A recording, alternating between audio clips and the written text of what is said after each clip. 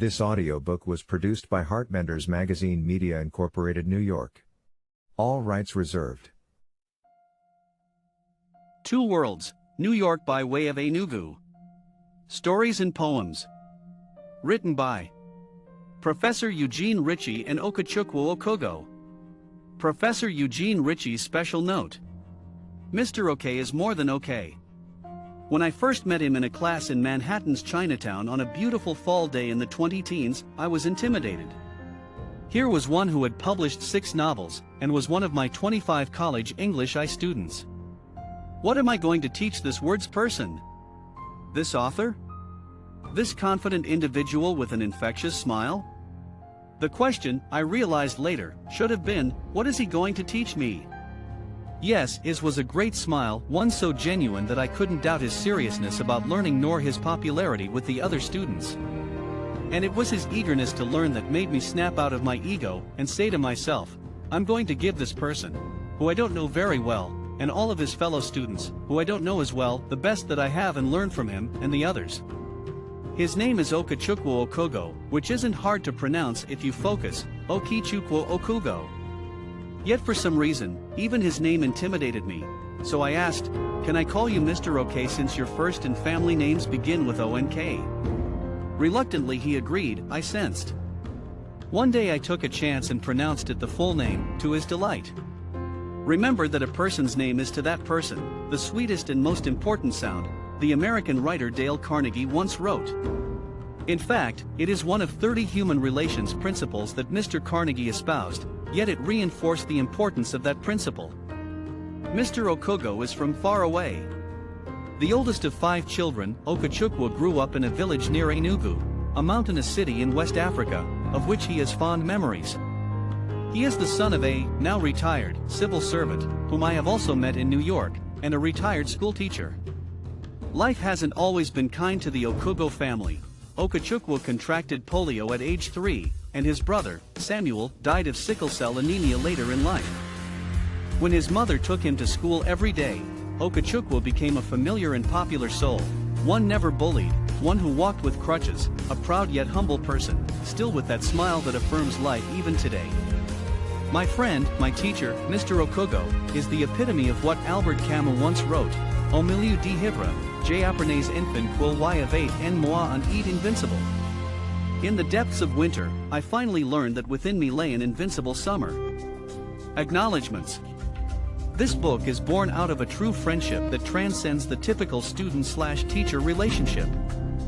Okechukwu Okugo, who used to be a student of Professor Ritchie, maintained communication after graduation.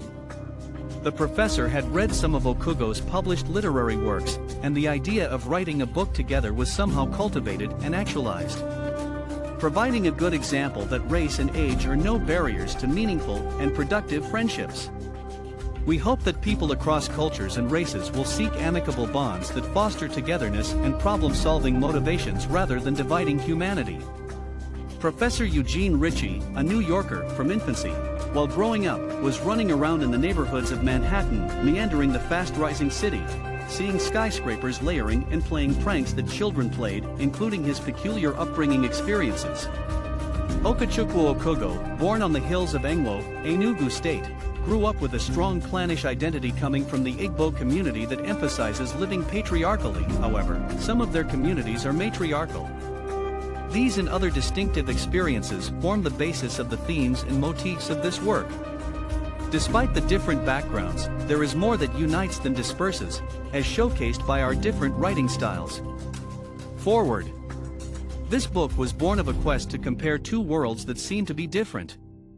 The authors were raised in different cultures, one in America and Africa.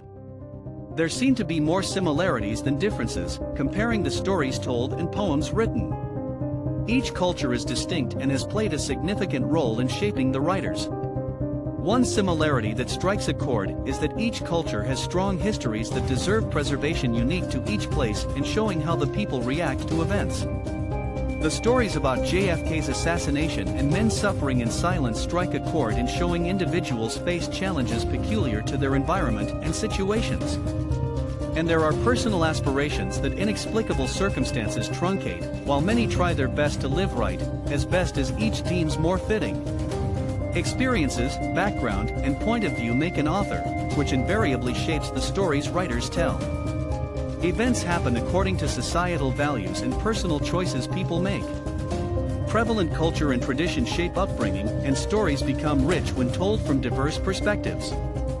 By the authors coming together and allowing the best of their upbringing, different experiences, and background to influence their writings, we hope to demonstrate to readers that there is more that unites than separates us, irrespective of where we come from or age disparity.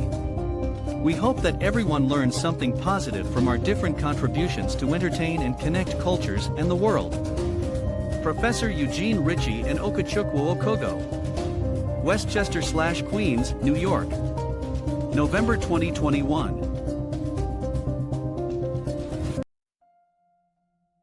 Part 1. Short Stories. Vincent. By Eugene Ritche. Nani was leaving for work Saturday morning. He reminded his wife Maria that he'd be later than usual. Carmine is stopping by late afternoon, so I won't be home until after 7 when Joey takes over. Nani and his brother Joey, along with the youngest brother, Dominic, own the Trio Bar in East Harlem, where Carmine runs the policy, numbers, operation. Nani pauses before stepping into the hallway. Aspet, don't worry about the clothesline. I'll put it up tomorrow morning. She nods, they kiss, and Maria closes the heavy metal door. Their 2-bedroom, 5th-floor apartment is in an old Bronx walk-up, but their new tenants, having emigrated from Calabria, Italy, 2 years ago. Vincent suddenly appears in his red pajamas and plastic slippers. Ma, I can put up the clothesline. She smiles, kisses his forehead, and says, We'll see. Are you a hungry, Caro? He nods enthusiastically. I'll make you French toast. Now, have some coffee and a bread. Vincent likes to dip the bread into the heavily sweetened coffee, and milk served in a glass. At 5 feet 10 inches, he towers over Maria and likes to play man of the house, even though he's only 17. His brother Sal is away in the army, at Fort Dix in New Jersey, where the three, Nani, Maria, and Vincent just visited him at the end of his basic training. Maria hums while turning the egg-soaked bread in the iron pan. Vincent's mouth begins to salivate as the sweet buttery essence permeates the apartment. As the boy makes his place ready for the French toast, Maria turns and says, You fatta said he'd put up the line, but I think tomorrow morning he'll still be too tired. So, Vincent assumes he has the go-ahead and tells his mother he'll get started on it right after he showers. CSI, now get out of those Nida clothes, so the neighbors don't laugh at you. The Roccos live on the top floor, and the kitchen, bathroom, and Vincent's bedroom overlook a huge alleyway that connects to another building. The alley echoes children playing, screaming, and chasing one another in a game of tag. Like a bass speaker, it also broadcasts neighbors' fights, Victrola music, and the weekly serenade of the ragman, I cash clothes, yo. It was high above this alleyway that the Roccos' worn clothesline needed replacing. Vincent looks out at the gray February morning, neither too cold nor warm, at all a blah day. He opens the window with the new line coiled at his feet. First, he needs to work on the part of the line anchored to the brick building, as it had loosened given its constant use. So, he turns with his back to the window and eases himself out, clutching the inside window lip. Steadier now, he moves his hands to the cracked, peeling window panes. As if on cue, Maria appears with a hammer and concrete penetrating nails. She's no longer humming and wears a slight frown on her face, wondering if she should not have waited as Nani instructed. As Vincent reaches for the tool and nails, he lets go of the inside window. The weight of his lanky frame suddenly feels gravity's pull. He looks at his mother with dread in his eyes and realization in that split moment, he would never see her again. In seeming slow motion, his blue jean knees rise, crashing through both windows as Vincent struggles to hold on to anything. His black and white checkered shirt tumbles like tossed dice as Vincent somersaults into the alleyway that is quiet except for Maria's screeches, Vincente, Vincente. Past the Chuggers' apartment, then the Ritchies, and on to the Kellerman's second-floor apartment, Vincent descends, Then with a loud thud, he hits the dirty blue wooden fence separating the two buildings, creating a pronounced crimp in what was a straight fence. It stops the fall, but not the screams as Maria peers out the window at her shattered son. A bevy of bathroom and kitchen windows open. Fathers and mothers keep their children from looking at the gory scene below. A neighbor must have made calls. Police and ambulance technicians rush to the broken teen, trying to revive the young man. Then Father Devlin arrives, kneels, and blesses Vincent. He dons something purple around his neck and administers extreme unction, in nomine Patris, et Fils y Spiritus Sancto. Amen. But it is too late. Men Are Dying in Silence. By Okechukwu Okugo. I sometimes wonder about the definition of masculinity. Is it one who bears all manner of pains without complaining? Is it one who must be on the receiving end in every family setting and be as bad as it may, must endure without raising a single vocal cord in a cry for help? Most men and even women believe that is the definition of a true man. When I was growing up, I saw my father never eating in the morning throughout my childhood, and I had it in my head for many years that a dad was one who never eats in the morning while his wife and children nibble at all manner of delicacies on the dining. But it may be that Dad unavoidably decided to go hungry every morning because the food available will never be enough to go round the table. Therefore, he chose to sacrifice for the entire family's comfort. Does that mean dads never go hungry every morning? Or stoically, he was showing off the true silhouette of a real man, one that can endure pain without any iota of feelings? That was what my father was showing. I guessed. Most times, the pictures we see paint something in our hearts that will live a very long time, if not a lifetime when care is denied. And I am beginning to feel now that a total me was a summation of all I had imbibed while growing up, plus the ones I sponged in from my environment. At this point, I was finding it hard to stabilize how real men balance pain and joy. My confusion still lives in me. A real man must be some sort of superhero that must not complain nor cry no matter what they pass through. It is a weakness to see a man's tears. Absolutely. What a pumpkin. I taunted my friends, who were boys, while growing up when they cried. I call them girls for dare shedding tears for whatsoever reason. As Stoics, we must endure without a whimper. I will never bring you into my circle of friends if you, as a boy, were seen as a cry baby in the block. But the wall of Jericho in my heart started crumbling when I saw the treatment a man named Chike living very close to us at a Bakba Nike in Enugu was passing through. Chike was virtually a punching bag for his wife. The first live wrestling match I watched was their national fights. There was no referee to officiate. A fight can burst out at any moment. Any time can be their showtime. Domestic violence is terrible. But what we know for centuries, many women have died at the hands of abusive men, seen in almost every culture around the world. This was a different case, a special one. I never knew whether to call Chike a man or what. Chike was easygoing, quiet to a fault, and a jolly good fellow. He married a woman that was the opposite of what he is, 4 times his size. His wife Henrietta was noisy, laughs with a man's coarse voice, not the normal octave tone a woman's voice is known. Her steps remind one of Hulk in the epic movies. As children, we watched foreign films. She seemed to possess extraordinary stamina. And she was always poised to pounce and take Chike down whenever he tried to resist her commands. Ruthlessly, she reels out duties to him. Chike, go and wash the plates.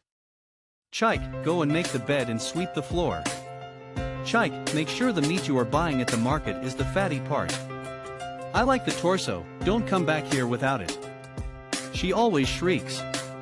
The irony of the whole situation was that no one knew what exactly was going on except me.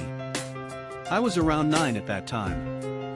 Very curious with ears shaped to hear adult gossips. Whenever a mouth wags, I must get the beginning and end of the story. I shine my eyes and roll my lenses, left and right, all the time like a satellite hovering in orbit. I can decode faraway sound frequencies and decipher them into words. My listening capability was more potent than that of a moth. No one can hear better than the moth because they relied on their hearing to escape from their foremost enemy, the bat. but I can beat the moth in hearing at 9. At the cracks of my neighbor's walls, I juxtapose my ears to see if there's new news in town. My psychology was also good. I can tell when the mood changes and when a fight is brewing, like burokotu, a local liquor gotten from the grains of Guinea corn. Sikarata sells it in our neighborhoods, but children are never allowed to drink it. Henrietta knows how to march Chike into the room to beat him up. They do not fight in the open. Whenever he drags Chike in, I would dive and find any available hole or opening, usually under the curtain, through the window or door, to peep. Other children are playing. No one else is paying attention except me. I saw Henrietta sitting on top of Chike, pounding him like fufu, our staple meal. She would beat out okra seeds from Chike's eyes, and by the time the neighbors heard the sound and rushed to find out what was happening, Henrietta would turn around and put Chike on her body as if Chike was the one on top and doing the beating. She will start shedding crocodile tears. Chike will hold back his tears quickly and dry his eyes. He would not want the people to know he was the one being beaten up. Aspersions cast on him. "You wife beater. Good for nothing man. What do you gain beating your wife?" These were the remarks you would be getting from the neighbors after separating the fight and leaving for their respective rooms.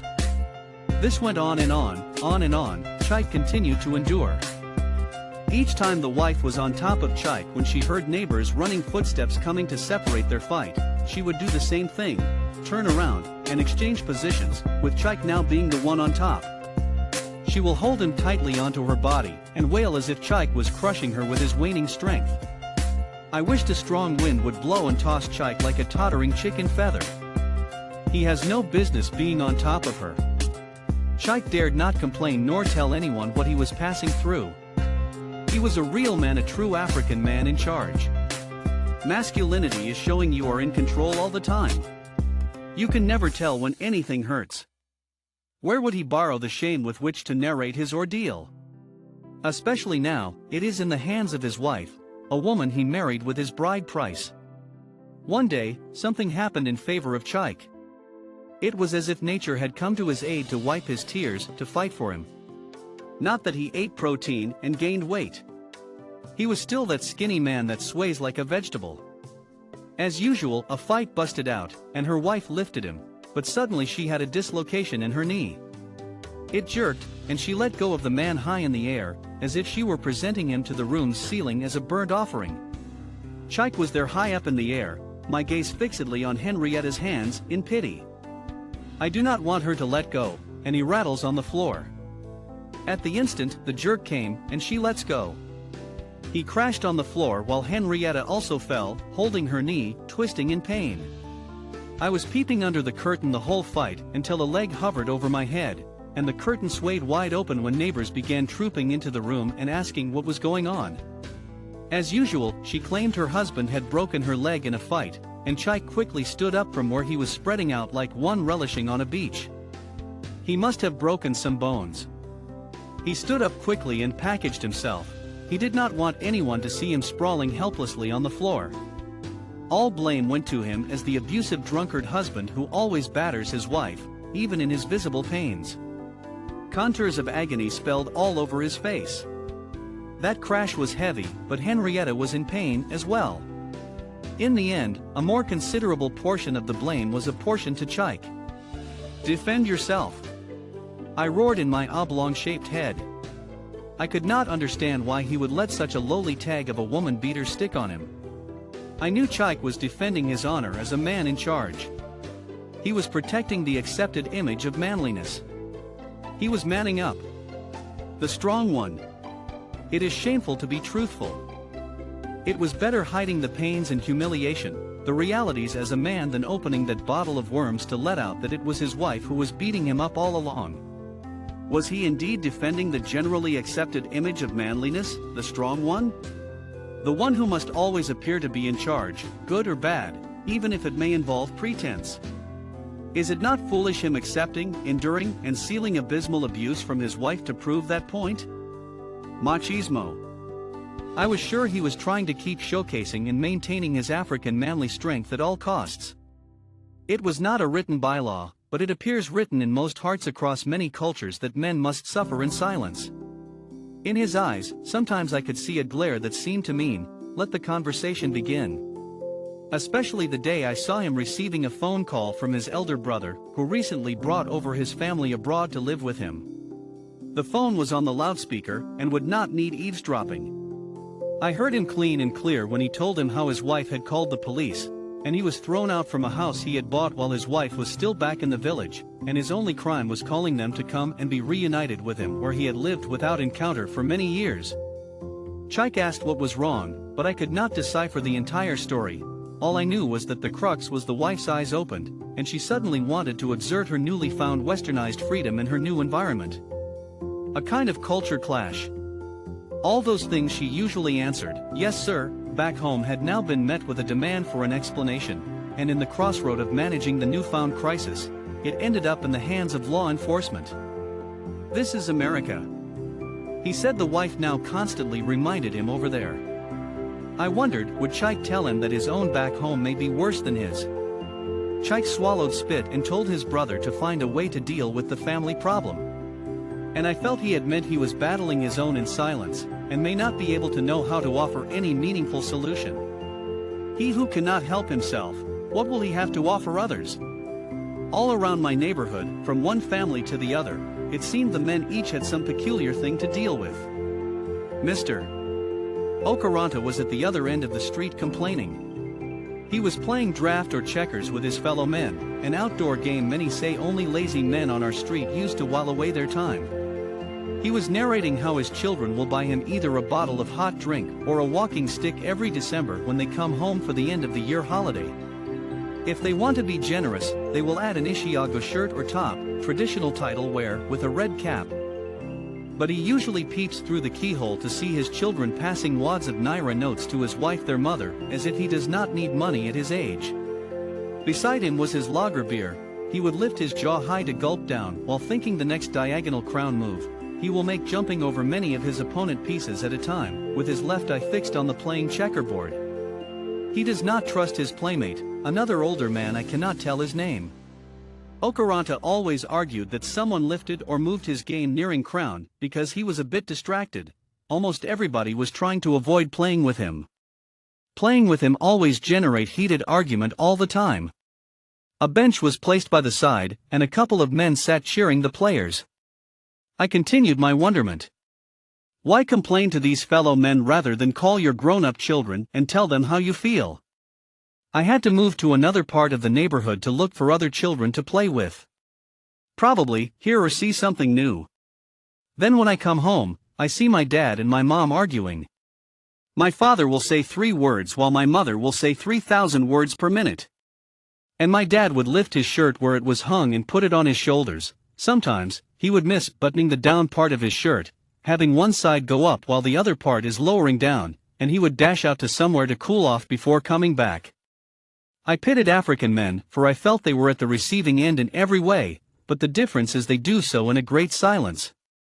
Not that their manly strength numbed them of the pains. I remembered there are so many ways attention is showered on our mothers and deny our fathers. I remembered the opportunity of Omugwo, our cultural practice when a daughter gives birth in her husband's house. She will need a mature woman to come and stay with her for some time to mentor her on how best to take care of newborn babies. These roles were exclusively left for mothers or elderly female relatives, and it attracts a basket of gifts to the mother. They would be well taken care of, cook the most sumptuous meal, and be bought with so many expensive gifts at the end of this sojourn when they would be returning home. Not even a soap bar was purchased and sent to my father when my mother went for my eldest sister's Omugwo. I wondered why. After all, would daughters exist without fathers? Worse still, the pressure of running the home heaves more on the father's shoulders. I have often caught my dad lying on the bed, robbed of sleep and fixing his gaze on the ceiling. He said he was fine when I asked him, but I knew he was thinking about paying our school fees. Previously in the morning, we had run up to him and told him that the teachers were demanding we bring our school fees along while coming to the school tomorrow. If it were not the school fees he was thinking about, why was he not in this mood before the hard news? Yet my mother would be tearing chicken laps with her teeth and dismantling the bones from the flesh with her left fingers, not bothered at all. "Papa Ike, what are you doing? Give these children their school fees, so that they can go and study with the rest of their mates." She would not hesitate to alert loudly if my father ever attempted to circumvent the payment in the morning.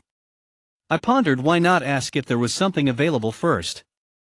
Do you think a man would have it and not like to bring it out so that his children will go to school with the others? But I remembered some irresponsible men who neglected their duties and used their money to drink up at the drinking bars around. Maybe the mothers who badger might be putting their husbands at high alert to be awake and on the tips of their 10 toes, not ever to harbor the thought of joining such association of irresponsible fathers. I remember Mama Attica, who would always chase down her husband in our muddy streets in the rainy season. Many times, she has retrieved her husband from one hidden home of his concubine. Papa Iseka would be seen first thing in the morning, playing Baba Ijibu, a local lottery many had depended on, hoping they would hit big one day and cure their poverty. In the end, they lose the money they would have used to take care of their families.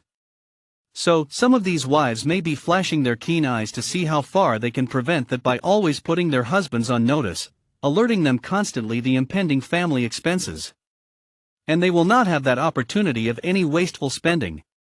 But a good number of men are sincerely struggling to meet up the too many family loads they have on their heads and naturally have no time for any nonsense outside.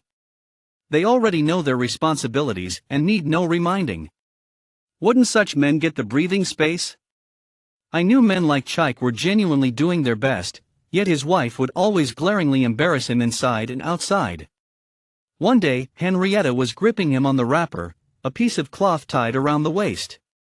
Like Indians, Igbo men traditionally tie a piece of cloth around their waist as casual wear to stay at home.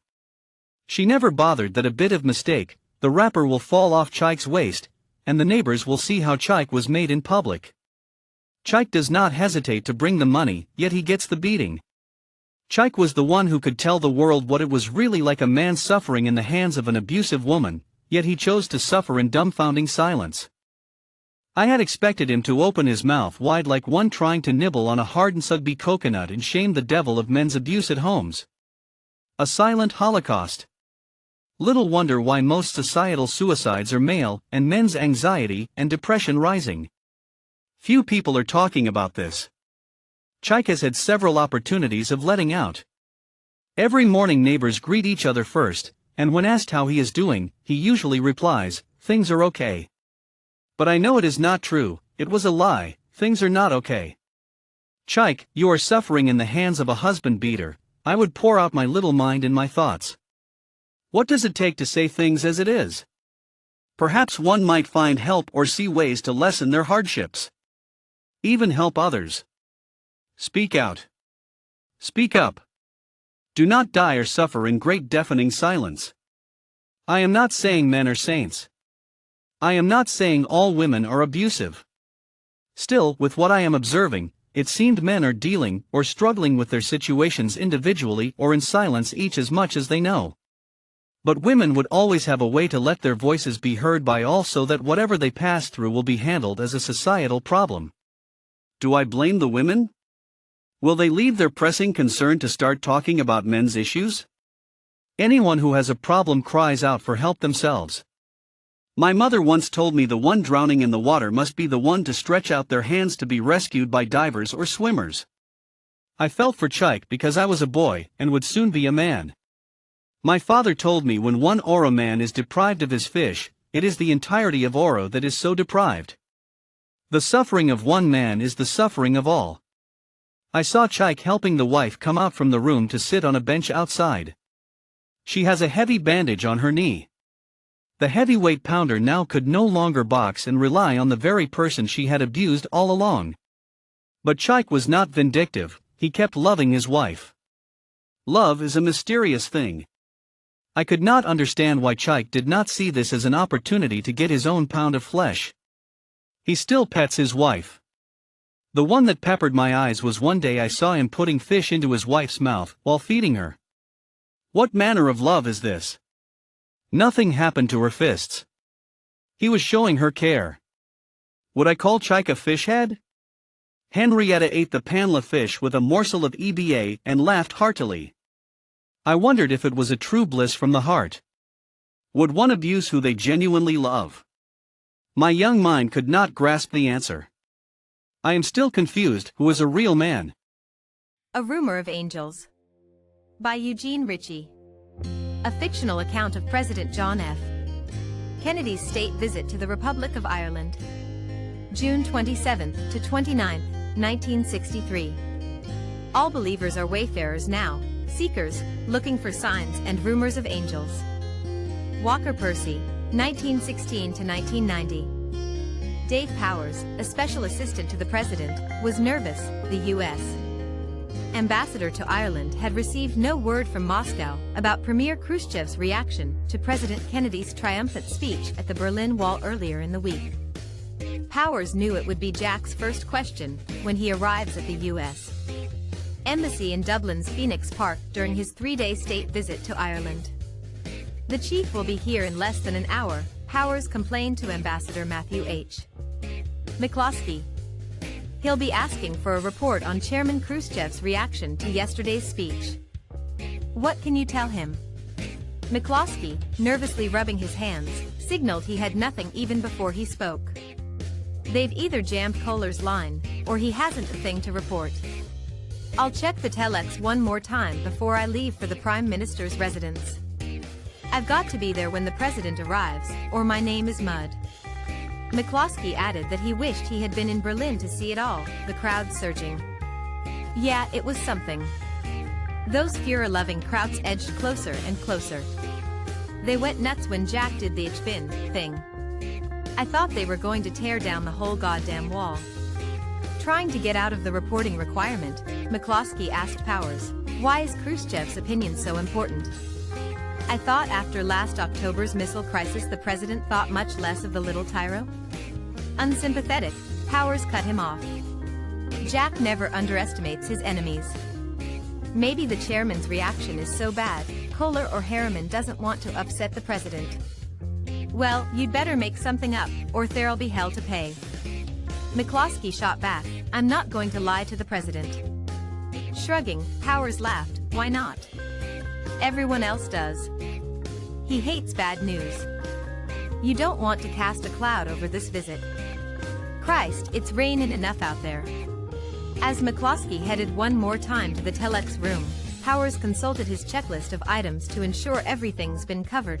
Hard wooden bed frame, copies of all the newspapers, including Le Figaro to read de Gaulle's reaction, which he couldn't find with his limited command of French, a selection of movies, including 3 coins in a fountain, and Rafifi, in case the president can't sleep, owing to his bad back. Powers also had read the final draft of the president's speech to the joint session of the Irish Parliament. He felt it was missing some punch, and would tell the president, who constantly changed his speeches right up to the minute they were delivered. Oh yeah, Powers remembered, he wants to meet with Manchester before the PM's shindig.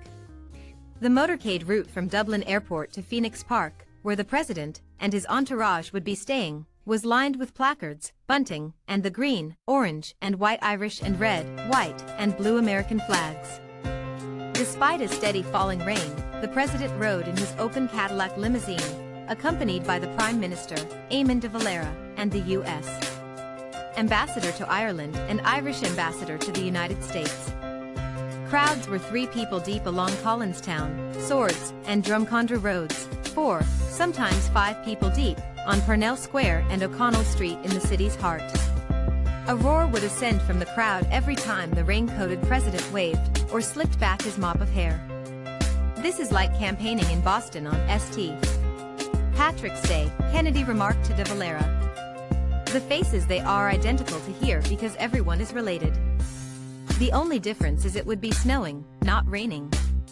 De Valera, a taciturn man who was more of Kennedy's father's generation, simply nodded and smiled. Deep in conversation in the second, but concealed Cadillac limousine, the president's sister-in-law, Princess Lee Radzawal, representing her sister, Mrs. Jacqueline Kennedy, and the president's own 2 sisters, Mrs. Eunice Shriver and Mrs. Jean Smith. Since the beginning of his European tour, they had been with the president to keep him from being bored and stay out of trouble between state visits.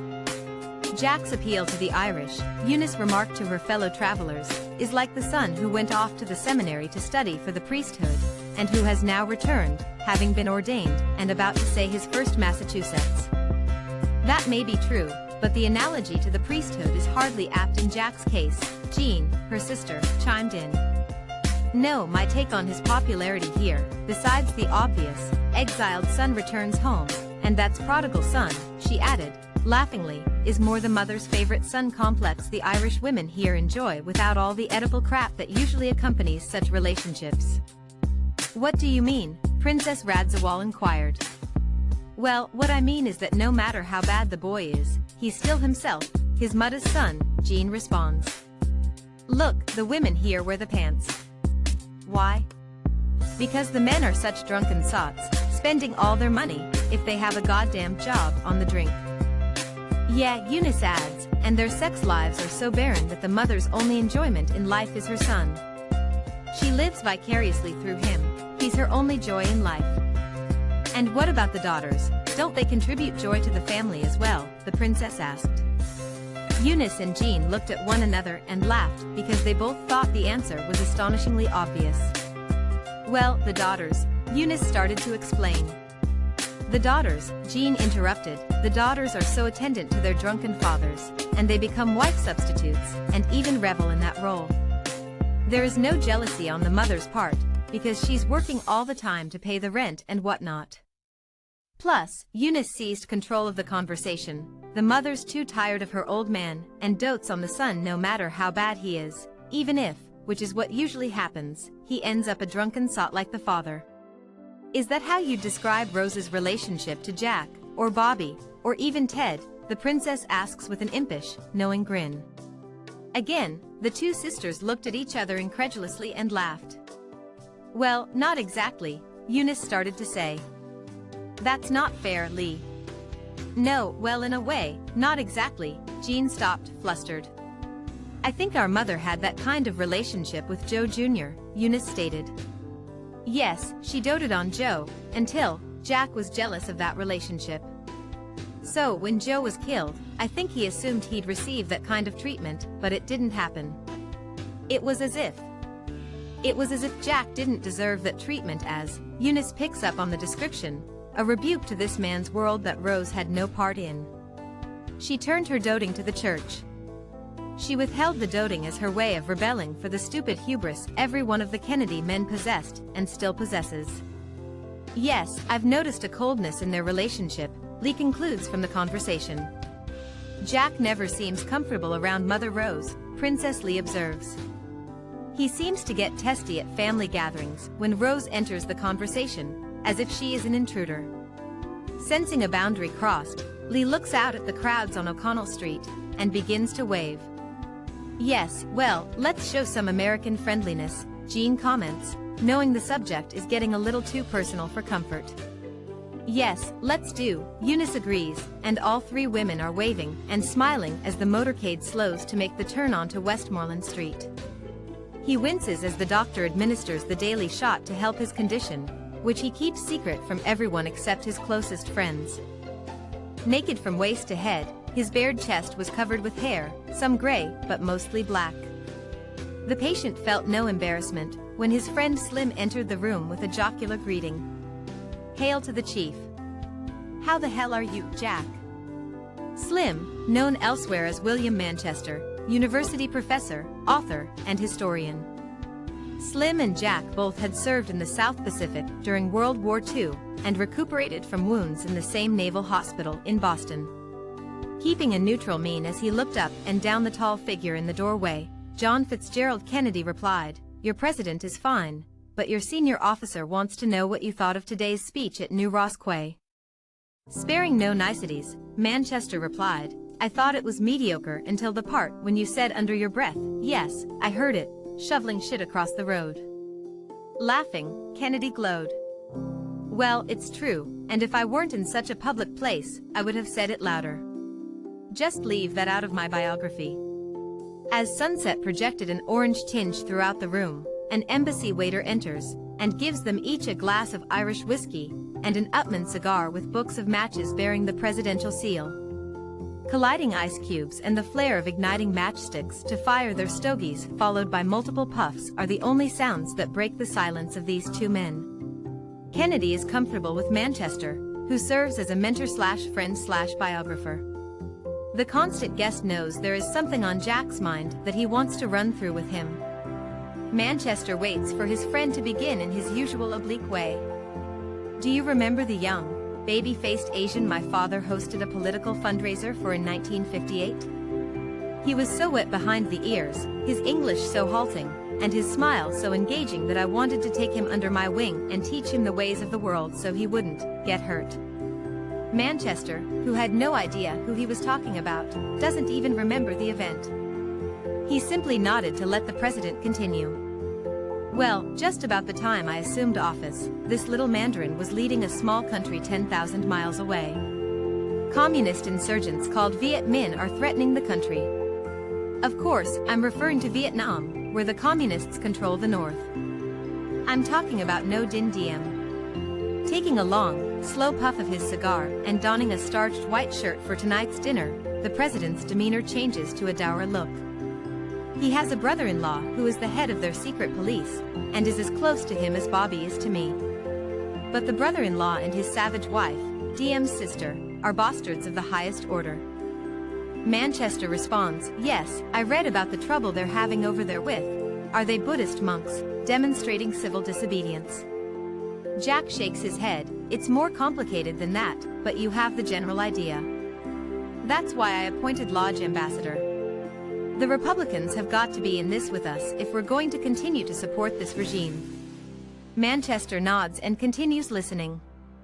But here's the problem. Unless New is put on a strong leash and stops shooting monks, we're going to experience an accelerating crisis and ongoing embarrassment to this country and this administration. Like what happened last month when the Buddhist monks burned themselves in the streets of Saigon. Self-immolation, Manchester responded, I think they call it. Imagine what that must feel like. Kennedy just looked at his guest, betraying no emotion. Yeah, Manchester continues, like what we did to the Nips in those caves in Tarawa. Most never knew what happened since the loss of oxygen was immediate. I remember 1 or 2 running from the caves like great balls of fire. Our guys used them for target practice. Dave Powers knocks 3 times on the door and sticks his head in. Chief, you got 10 minutes till we leave, you ready? Turning to Manchester, oh hi Slim, you guys reminiscing about WW2? Or are you here for a handout like everyone else? Manchester throws a couch pillow at the aide, but it bounces off the closing door. It seems to me that DM will continue to work with us. But I don't trust the brother-in-law, No Din New. And can Lodge and Lansdale get the son of a bitch to play ball? They're talking about something extreme, and that is the last thing we need at this time. Draining his scotch glass, Manchester crunches ice cubes and then stabs his cigar in the air to signal another question. What do you mean extreme? A kidnapping, a goddamned coup? Kennedy's half-smile suggests mock surprise. Now, Slim, this is the United States, not some fucking banana republic. Do you actually think we'd consider such drastic measures? Kennedy takes 3 short puffs of his cigar, and looking out into the courtyard where hundreds are waiting, he turns back to Manchester, and in a hushed tone, eyes rolling, dripping in sarcasm. Oh, I can see it now, that bastard Halberstam gets lead story in the Sunday Times under headline, U.S. Coup plot revealed. He's dying to get me after I tried having him recalled, and replaced with a friendlier correspondent. Manchester knew the president was playing with him, and would never come right out and say coup, nor would the young president ask directly for advice. Slim's purpose was simply to listen, be a sounding board. It was all off the record but Manchester's reward. These tête-à-têtes would be an intimate insight into the president's mind that few other historians, save Arthur Schlesinger, Jr., enjoyed.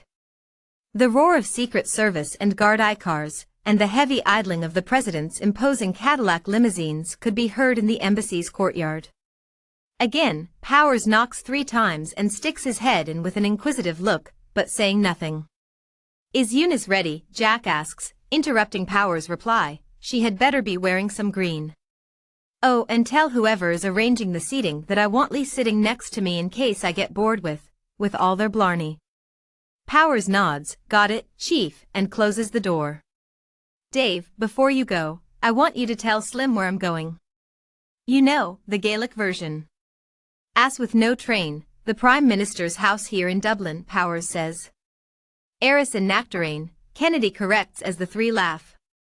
Oh, Powers continues, McCloskey wants to brief you on Khrushchev's reaction to your Berlin speech. I'll see him tonight, but I'm all set. Bobby and I spoke right before Slim arrived. It seems the good chairman expressed surprise and disappointment after the American University olive branch I threw him earlier this month. Right now, he's on his way to East Berlin to see if he can outshine me. Manchester derides the picture of Khrushchev on the other side of the wall. The crowds would be far less, the people who did show couldn't see him hidden by the podium, and his German is even worse than yours, main leader. Jack concludes the session by telling Manchester, this situation is the one thing keeping me awake at night. It bothers the shit out of me. It's dirty business, Slim. Manchester corrects Kennedy, in local parlance, dear Jack, dirty business. Dirty. The president was known to make changes to his speeches right up to the last moment. So, with about 24 hours remaining, it should have come as no surprise to his chief speechwriter that there would be changes to the 7th draft of his speech to the joint session of the Irish Parliament. I need something that will give this more punch, Kennedy said as he removed his dark-framed reading glasses. Where do you see its weakness? Speechwriter Ted Sorensen asks. I mean, part of the problem, Mr. President, is that I am proscribed from including anything about the partition issue. A united Ireland, even if we put it in a purely futuristic context, is forbidden, at least according to Stockdale. Kennedy was tapping his front teeth, his unintended but unmistakable sign of impatience. Just the word partition, referring to the two Irelands sharply separated by economic and religious prejudice, rankled him. Ambassador McCloskey and Irish Prime Minister de Valera had advised him to consider the subject taboo to avoid it entirely. This made sense, especially since Kennedy was to visit Prime Minister Macmillan right after his 4 days in Ireland. British Prime Minister Harold Macmillan, who had been rocked by the Profumo sex scandals earlier this spring, had enough to deal with. Besides, Kennedy wanted to discuss further strengthening NATO, and the resolution of Ireland's partition had nothing to do with that goal. I'll leave that up to you to fix, but look at the beginning. It's weak and filled with too many pleasantries. I need a more dramatic opening. Sorensen had done a lot of research and decided to pull something out of his quiver and test the president's reaction. What about a linkage between Ireland and our own civil war? You know, there was the Irish Brigade that fought valiantly at Fredericksburg. Kennedy's eyes widened as if to say, tell me more. They lost nearly 1,000 men. Their leader was Major Thomas Marr, who had participated in the 1848 rebellion, but was captured by the British and sent to Australia in a prison ship, Sorensen explained. How did he ever get to America? Kennedy asked. And why haven't I heard anything about this in my reading?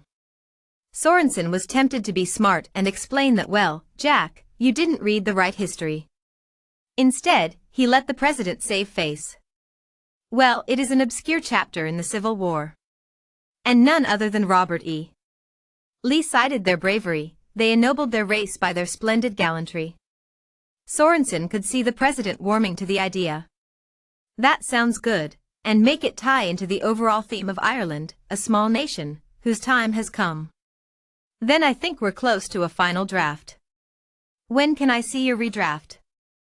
Thinking quickly about the president's schedule, Sorensen replied, I'll have it for you on your return from Dugganstown late this afternoon. That's fine. Also, Ted, I want you to reference the flags of the Fighting 69th that I'll be presenting to the people of Ireland during the speech. I want them to remember me as a generous visitor to their country. Sorensen smiled knowingly. Do you know the story behind the 69th?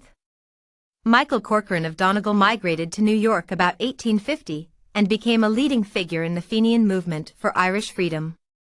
He refused to parade the 69th for the visiting Prince of Wales. As a result, he was court-martialed but never stood trial. Why? Because when the Confederates attacked Fort Sumter, it was Corcoran who called on the Irish volunteers to defend the Union by joining the 69th Regiment. That put an end to this trial. The Laredo Convent in County Wexford looks like a castle in heaven, its reflection shimmering in a lake that fronts it, bounded by lilac bushes, and dotted by graceful swans moving effortlessly in semicircles. Their wakes accented the mysterious vision of a holy place where few men have ever ventured.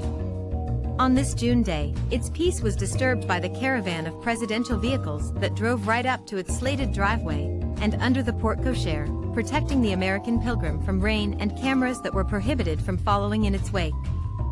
Alighting from the bubble-topped Cadillac, Mother Superior Clement, a third cousin on his mother's side, a Fitzgerald, greeted the president. She was not as tall as the president, her carriage draped in black and accented by heavily starched white collar and headdress. The stately cleric smiled warmly as she shook her cousin's hand. "Welcome, Mr. President, dear Cousin Jack, to Laredo. This is a surprise, indeed a very pleasant one." The president held her hand with both of his. Nodding and grinning, he replied, "My mother, and the whole Fitzgerald/Kennedy clan in America extend our warmest greetings, our admiration for your fine work here, and, not the least, our love." The president himself made all the introductions of his pared-down entourage, his two sisters, his sister-in-law, a Monsignor from Palm Beach, Florida, his aides, and Secret Service protectors. Leading the entourage, the nun and the president entered Laredo Convent's great hall festooned in candles, and bathed in sacred music the visitor did not recognize. Gabriel 4, Mother Clement advised. Of all the requiems, his is the most joyful. The Agnus Dei, which is now playing, is the most beautiful ever, in my opinion.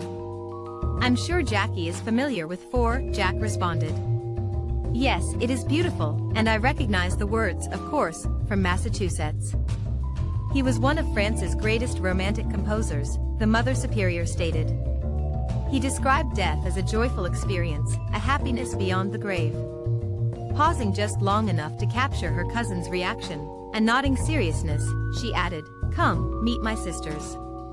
Lined up in an arc that served as a phalanx protecting the inner sanctums of the convent were 32 nuns, all dressed in similar habits, some grinning widely, others looking nervous, and a few seemingly drowning in fear.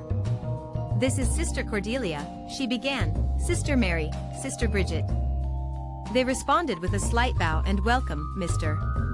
President" in English and Irish. Sometimes Kennedy would ask their native home. Sister Mary replied, for example, Swinford, County Mayo. The president nodded and smiled, but was careful not to shake hands too rigorously as he did when campaigning. Toward the center of the arc was Sister Fiona, a slight, 4 foot 10 inches of rocking black and white, reminiscent of a queen on a chessboard, her eyes a flash of white, revealing her physical blindness. Of all the nuns, she seemed the most nervous. Sister Macula gave a running account of the superior cum president's progress on the line to her right. As the two came closer to her, Sister Fiona began to hum along with Four's Liber Me, her volume increasing yet becoming more lilting in tone. Dies illa, dies ire. Both President and Mother Superior, now about 3 nuns away, flashed a quick look at Sister Fiona, but kept the flow of their introductions at a dignified pace. "And this, Mr. President, is Sister Fiona, who plays the harp more beautiful, I'm sure, than the angels who watched over our Lord's tomb after his crucifixion." The blind sister continued to rock back and forth, and smiled excitedly when the president took her hand. "Dear Sister Fiona, I'm so pleased to meet you and your fellow sisters. I take it Gabriel 4 is a favorite of yours too."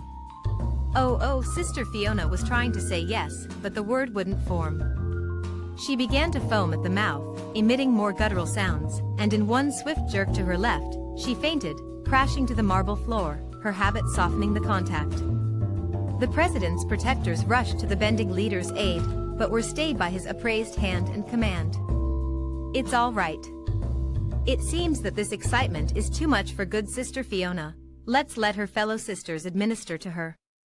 Sister Macula and 3 other nuns now were fanning their blind sister, one loosening her habit headgear to allow air to flow more freely over her sweat-soaked graying hair. The Mother Superior and her cousin finished the introductions at the end of the arc at a more considered pace. Since all the president's entourage was following them, it would be a while before anyone could break ranks.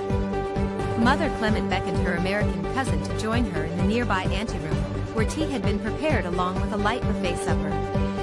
Closing the heavy wooden door marked by an engraved cross, Mother Clement said, "Let's talk for a moment. Please tell me how you are and how this trip is going. We don't watch much television, and only read Sunday's Times on Monday after Vespers. Cousin Clement, I hope you don't mind my calling you."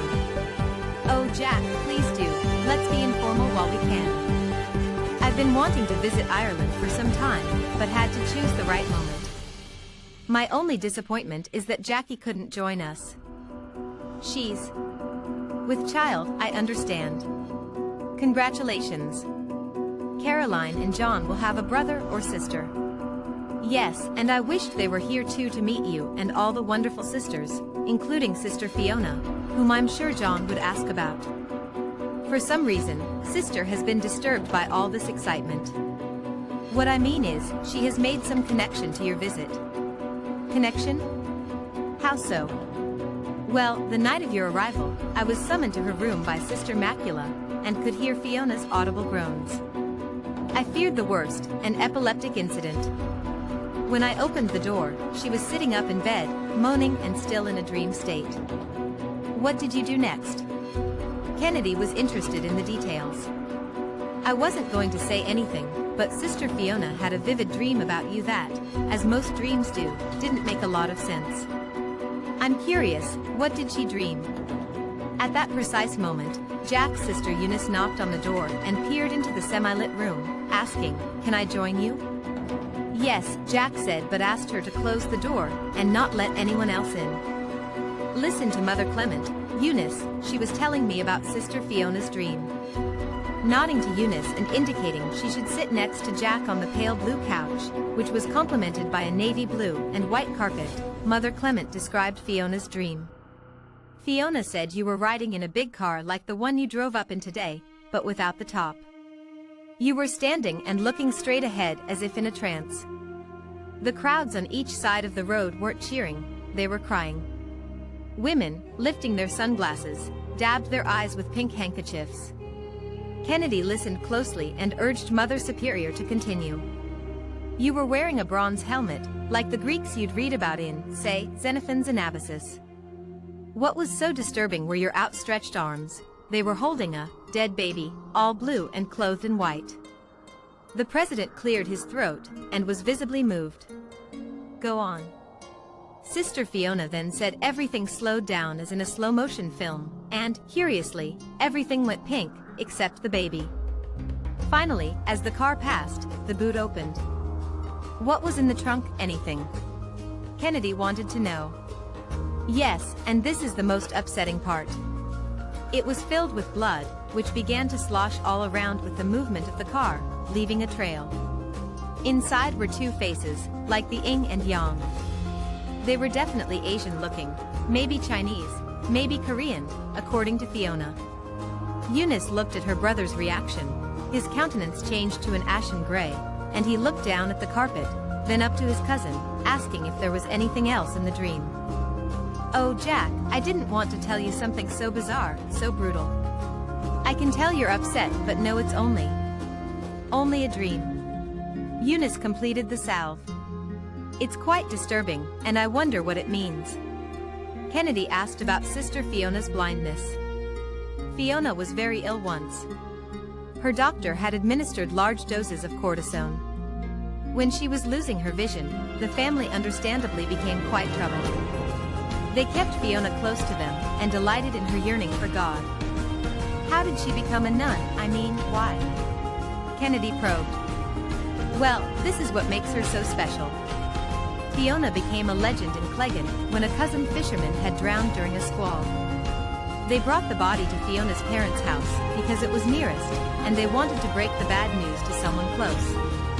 Was Fiona there? Yes, she immediately climbed onto the big hulking body, I'm told, and breathed into his mouth, and held onto him as his body began to heave and expectorate the seawater that filled his lungs. This, mind you, after his mates had done the same much earlier, but to no avail. He lived then? Aye, he's still fishing today, and they call him Lazarus. A knock interrupted the trio, and a Secret Service man indicated it was time to leave. Kennedy took a deep breath and told the man to load the cars, that he'd be there shortly. The three stood up, and Eunice broke the silence. Well, this was much different than we expected, Jack, forming a half-grin on her face. Turning first to Eunice, he commanded, say nothing about this, then to Mother Clement, thank you. I'm grateful you told me about Fiona's dream. Please thank her for me. Now please, give me your blessing. Mother Clement bowed her head, and took her cousin's head in her two hands. Most beautiful Jesus, bestow upon this man, my dear cousin Jack, and his wonderful family the peace that this world doesn't know. Kissing him on the forehead, she added, Jack, may God love you and keep you. A safe return to the States. Eamon de Valera is a tall man, especially when he stands next to his Tausige, Prime Minister, Lemus, and especially next to his wife. President Kennedy was describing his meeting with the Irish leader to Manchester in this their second meeting in Ireland. The president compared de Valera to Charles de Gaulle. Both overcame considerable obstacles in their respective risings to leadership and statesmanship. They're about the same age, height, and character, and they were men who fought different wars but overcame their oppressors. Of course, de Valera is blind now, and de Gaulle is blinded by his own ego. Kennedy confided to Manchester that he considered de Gaulle more worldly and sophisticated because he had a much broader agenda than de Valera. Their advice, Kennedy told Manchester, is always equal to a Harvard seminar on geopolitical challenges and opportunities. Manchester couldn't help but think of the two world leaders de Gaulle and de Valera as Dutch uncles to a much younger man who was reckless in youth and could carry this recklessness into his presidency. Wasn't it de Gaulle who warned you about Vietnam in your last meeting with him? Kennedy, who was thumbing through Sorensen's revised speech draft for tomorrow's speech to the Irish Parliament, frowned at the topic yet nodded his head in agreement. Yes, he was nearly paralyzed by the news from Dien Bien Phu. That made him gun-shy, and it's having its toll in Algeria today. I can't help but wonder what Le Grande Charles would do with the DM brothers. Manchester saw the opening and took it. He'd have a hard time listening to his ambassador, certainly, not to DM's generals who seemed to be contemplating a coup. Do you really think so? I mean, de Gaulle wouldn't tolerate the likes of New, but I believe he'd go all out to prop up a leader like DM, unless he felt that DM didn't have the stuff to win against a warrior like Ho Chi Minh. Yes, de Gaulle would weigh one against the other and likely conclude, as I do, that there's no match between the two. Manchester agreed with his president.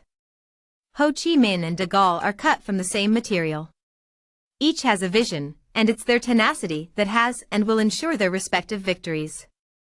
Yes, you've got a real problem, my friend, and there's no easy answer.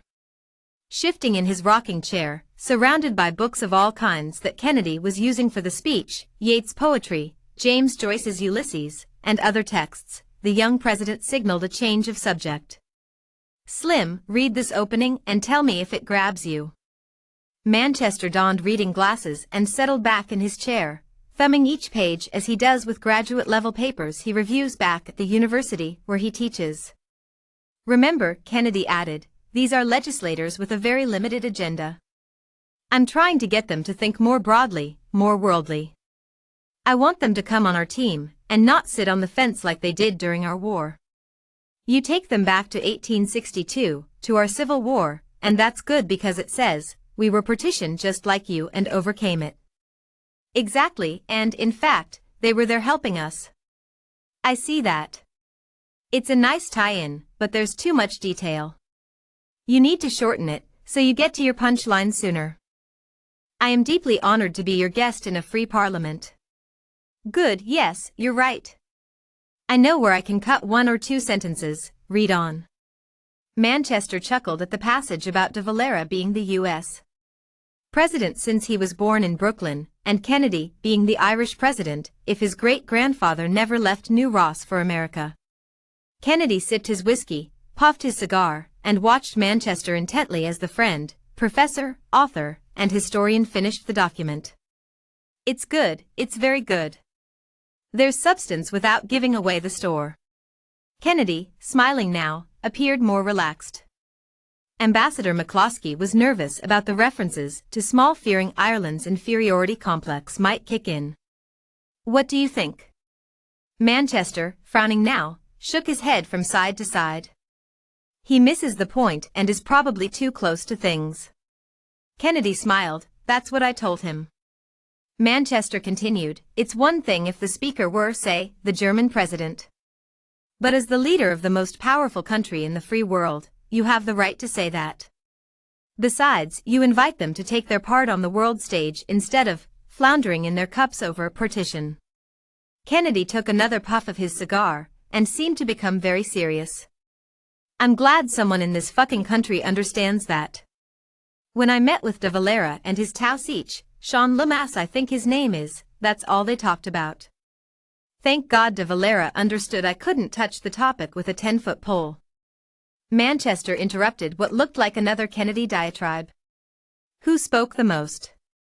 De Valera was noticeably silent, and Lemass, if that's his name, was like a little leprechaun, yammering, stammering. I thought, what a shit. Manchester laughed. I mean it's like one of France's provincial leaders wasting de Gaulle's time on local matters because, like Lemass, they're really farmers at heart who can't get beyond their fence lines. Didn't you once tell me that gem of a Gaullism? Manchester interrupted, donning his coaster as if it were a beret and adopting a French accent. How can you expect we French to agree on anything? When there are 360 varieties of cheeses in our country, Kennedy finished the gem. Make sure you include that in your book. Manchester could tell the meeting was almost over by the president's reference to Manchester's book, which he had yet to begin. How could I not include it? Hey, before I leave you to edit your speech, Mr. President, I heard this story in a pub last night. Make it brief, Slim, the doctor is waiting, and my back is killing me. Yeah, well, it seems there were two lads, one Catholic, the other Protestant, playing soccer when a Protestant minister was crossing their field. Good morning, Fada, the Catholic lad said respectfully, mistaking the reverend's garb for that of a priest. Well, as soon as he passed, the Protestant boy sneered at his companion. Father, he said, he ain't no father, he's got 5 kids.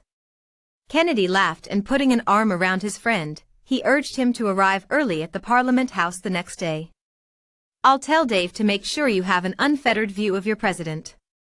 The telephone rang as Manchester exited the president's study only to run into Dave Powers. Gangway, Jarhead, I got to tell the chief his brother's on the line. Kennedy, overhearing the encounter, nodded to his aide and closed the door for privacy. It's about 3 in the afternoon, aren't you supposed to be working? The president chided his younger brother.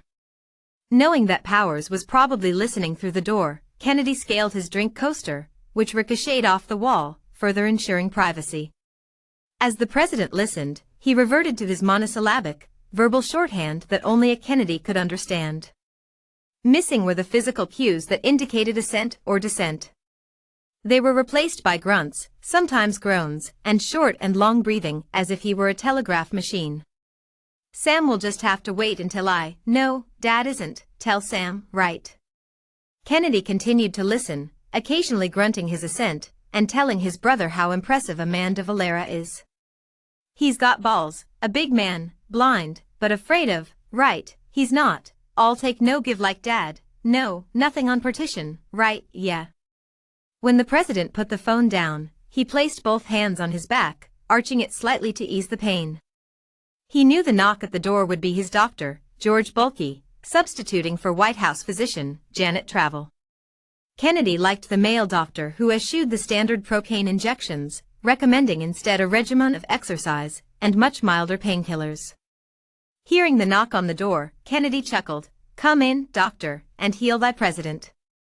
Ted Sorensen held his breath as the president reviewed the final draft of his speech to the joint session of the Irish Parliament. This is much better. I like how you've worked in the fighting 69th part at the very beginning, Kennedy said. We need to walk through the way that's going to, Sorensen replied. The way I'm going to present the flag. Well, that's right, the president cut off Sorensen again. Yeah, let's do that after I shave. Signaling to open the door slightly, the president shouted to Dave Powers, who was just outside the door, have McCloskey join us. I want to know what I'm supposed to be doing from the minute I leave here, until the reception tonight at, wherever we're supposed to be. Powers nodded. I was just going to tell you, Chief, that McCloskey is on his way, and will give you a full briefing. Dave, make sure everyone in our party, including Slim Manchester, have seats near where I'll be speaking. I'm told the Irish are like poker players when they listen to a speech. I want some friendly faces. Powers was on top of this too, already arranged. They're doing a security sweep right now, and once completed, we'll have reserved signs for our group. You'll be able to do a nice sweep of the most important. Dave, make sure we get copies of the televised speech. This is history in the making, and I want a record. Will do, Chief. You know the Irish Times will provide full text of your speech in tomorrow's edition. Good. They will be given advance text. The president was tapping his teeth, signaling his nervousness about the most important aspect of his visit to Ireland. Done, Mr. President. Don't worry, you're covered. McCloskey's here. Why don't you shave, and we'll get set up in the parlor for your briefing. President Kennedy's speech to the joint sitting of the Irish Parliament, the Wareachtas, began at 4:15 p.m. on Friday, June 28, lasting about 3/4 of an hour. Never was a visitor, even a distinguished visitor, as the Irish Times pointed out, permitted to address a session of Parliament. The Taoiseach, Sean F. Lemus, and leaders of the main opposition parties, Fine Gael, and Labour, escorted the president into the House. Walking down the center aisle to the floor of the packed chamber, the scores of deputies and senators gave their American visitor an enthusiastic standing ovation. In black robes, the towering figure of Mr. Patrick Hogan, Seacombe Harrell, Speaker of the House, shook hands with the president, who took his seat on the raised dais and called the session to order. O'Hogan, like a father welcoming his son, who had been away a very long time, struck a solemn yet cordial tone. When the citizen who presides over the great American people of the United States shares with the people of Ireland the heritage of blood, of name, and tradition, then the event is enhanced almost beyond measure. In the front row, Dave Powers stood ready to help present the fighting 69th flag when the president came to that part of the speech. William Slim Manchester sat next to him. Great seats, Dave. What did you have to do to get them? Well, I threatened that the president would accept Northern Ireland's invitation to visit there instead of going to Rome to meet with the Pope, Powers stated with a poker-like face. Dave, I sense that beyond all this, the president seems preoccupied with some hot spots around the world, notably Vietnam. Shush, he gestured, looking around to see if anyone heard him. Don't say that so near to the president while he's enjoying this day in the sun. Seriously, Manchester pressed him. After his visit to the castle, he had a distinct mood change. What happened? Not now, Slim, Powers protested, holding his hand up. We'll talk at the reception afterward. Now, if you'll excuse me, I've got work to do. President Kennedy, was it because he looked so American, stood out among the scores of Irish men and women who filled the Leinster House parliamentary chambers on this wet day? His movie star looks and dress distinguished him. A crisply laundered, blinding white shirt adorned by a thin, navy blue tie and cloaked in a blue, pinstriped suit cut perfectly to his lean, not quite middle-aged, physique. He almost rose to speak as the House Speaker completed his welcoming remarks in English, and the applause that followed. But the Speaker had to add a welcome in Irish for it to be official. Now the President stood to rousing applause. Mr. Speaker, Prime Minister, members of Parliament, the President began his history-making address. I am grateful for your welcome, and for that of your countrymen. The distinguished visitor from Massachusetts told the legislative gathering first about the valor of the Irish Brigade that fought for the North in the American Civil War. Of the 1,200 volunteers of that brigade, only 289 survived, according to Kennedy. As soon as he heard the words "Fighting 69," Dave Powers signaled the House Security Guard to assist the president in unveiling the 100-year-old flag of the Irish Brigade. Kennedy then recited the battles the brigade had fought in Gettysburg and Fredericksburg, probably the only recognizable names in this audience. "I am deeply honored to be your guest in a free parliament in a free Ireland," he continued. If Ireland was better economically, Kennedy postulated, my great-grandfather might never have left New Ross, and I might, if fortunate, be sitting down there with you. Then the president paused and, with a glance and wink of his right eye, brought the house to raucous laughter. Of course, if your own president had never left Brooklyn, he might be standing up here instead of me. Not a man to give away his thoughts or feelings, de Valera managed to smile and nod to the president. Powers nudged Manchester and said, he has them. Jack could tell them to take a flying leap, and every one of these micks would throw himself out the window. Nodding agreement, Manchester whispered, it will be interesting to see their reaction to the Joyce references. It was smart to leave it out of the beginning. Powers replied, that's what we pay our ambassadors for, to keep us out of trouble.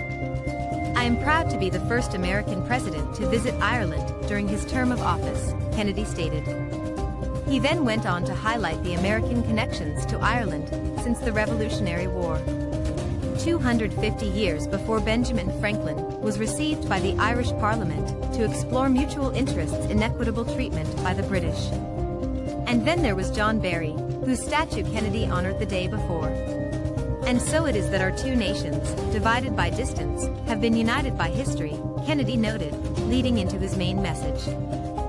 Citing James Joyce's description of the Atlantic as a bitter bowl of tears, some of the president's audience murmured among themselves, while others leaned forward to enjoy the stroking that is a rarity in this august house of law and order.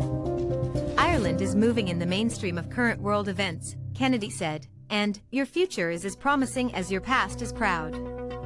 The president went on to say, this is an extraordinary country. Quoting George Bernard Shaw, I dream things that never were and ask, why not? The American leader said the Irish had that remarkable combination of hope, confidence, and imagination that is needed more than ever today. He hailed Ireland's participation in European unity and its export of talented men and women involved in the world's affairs, including 26 sons of Ireland who died in the Congo. President Kennedy asked for Ireland's continued participation in world affairs and as a continuing ally against communism and other forms of oppression. The assembly erupted in sustained applause as their distant cousin concluded his remarks, my friends, Ireland's hour has come. You have something to give to the world, and that is a future of peace with freedom. Dave Powers, cupping Manchester's ear, whispered, I can't tell you how many meetings, factory visits, and lunch encounters with lace curtain Irish that Jack endured to get here. What I can tell you is it was all worth it. At the reception immediately following his speech, President Kennedy found himself posing for photographs with individual legislators he had never met before. Signaling Powers to come closer, the president asked, what are the largest counties represented among Irish Americans in New York and Boston?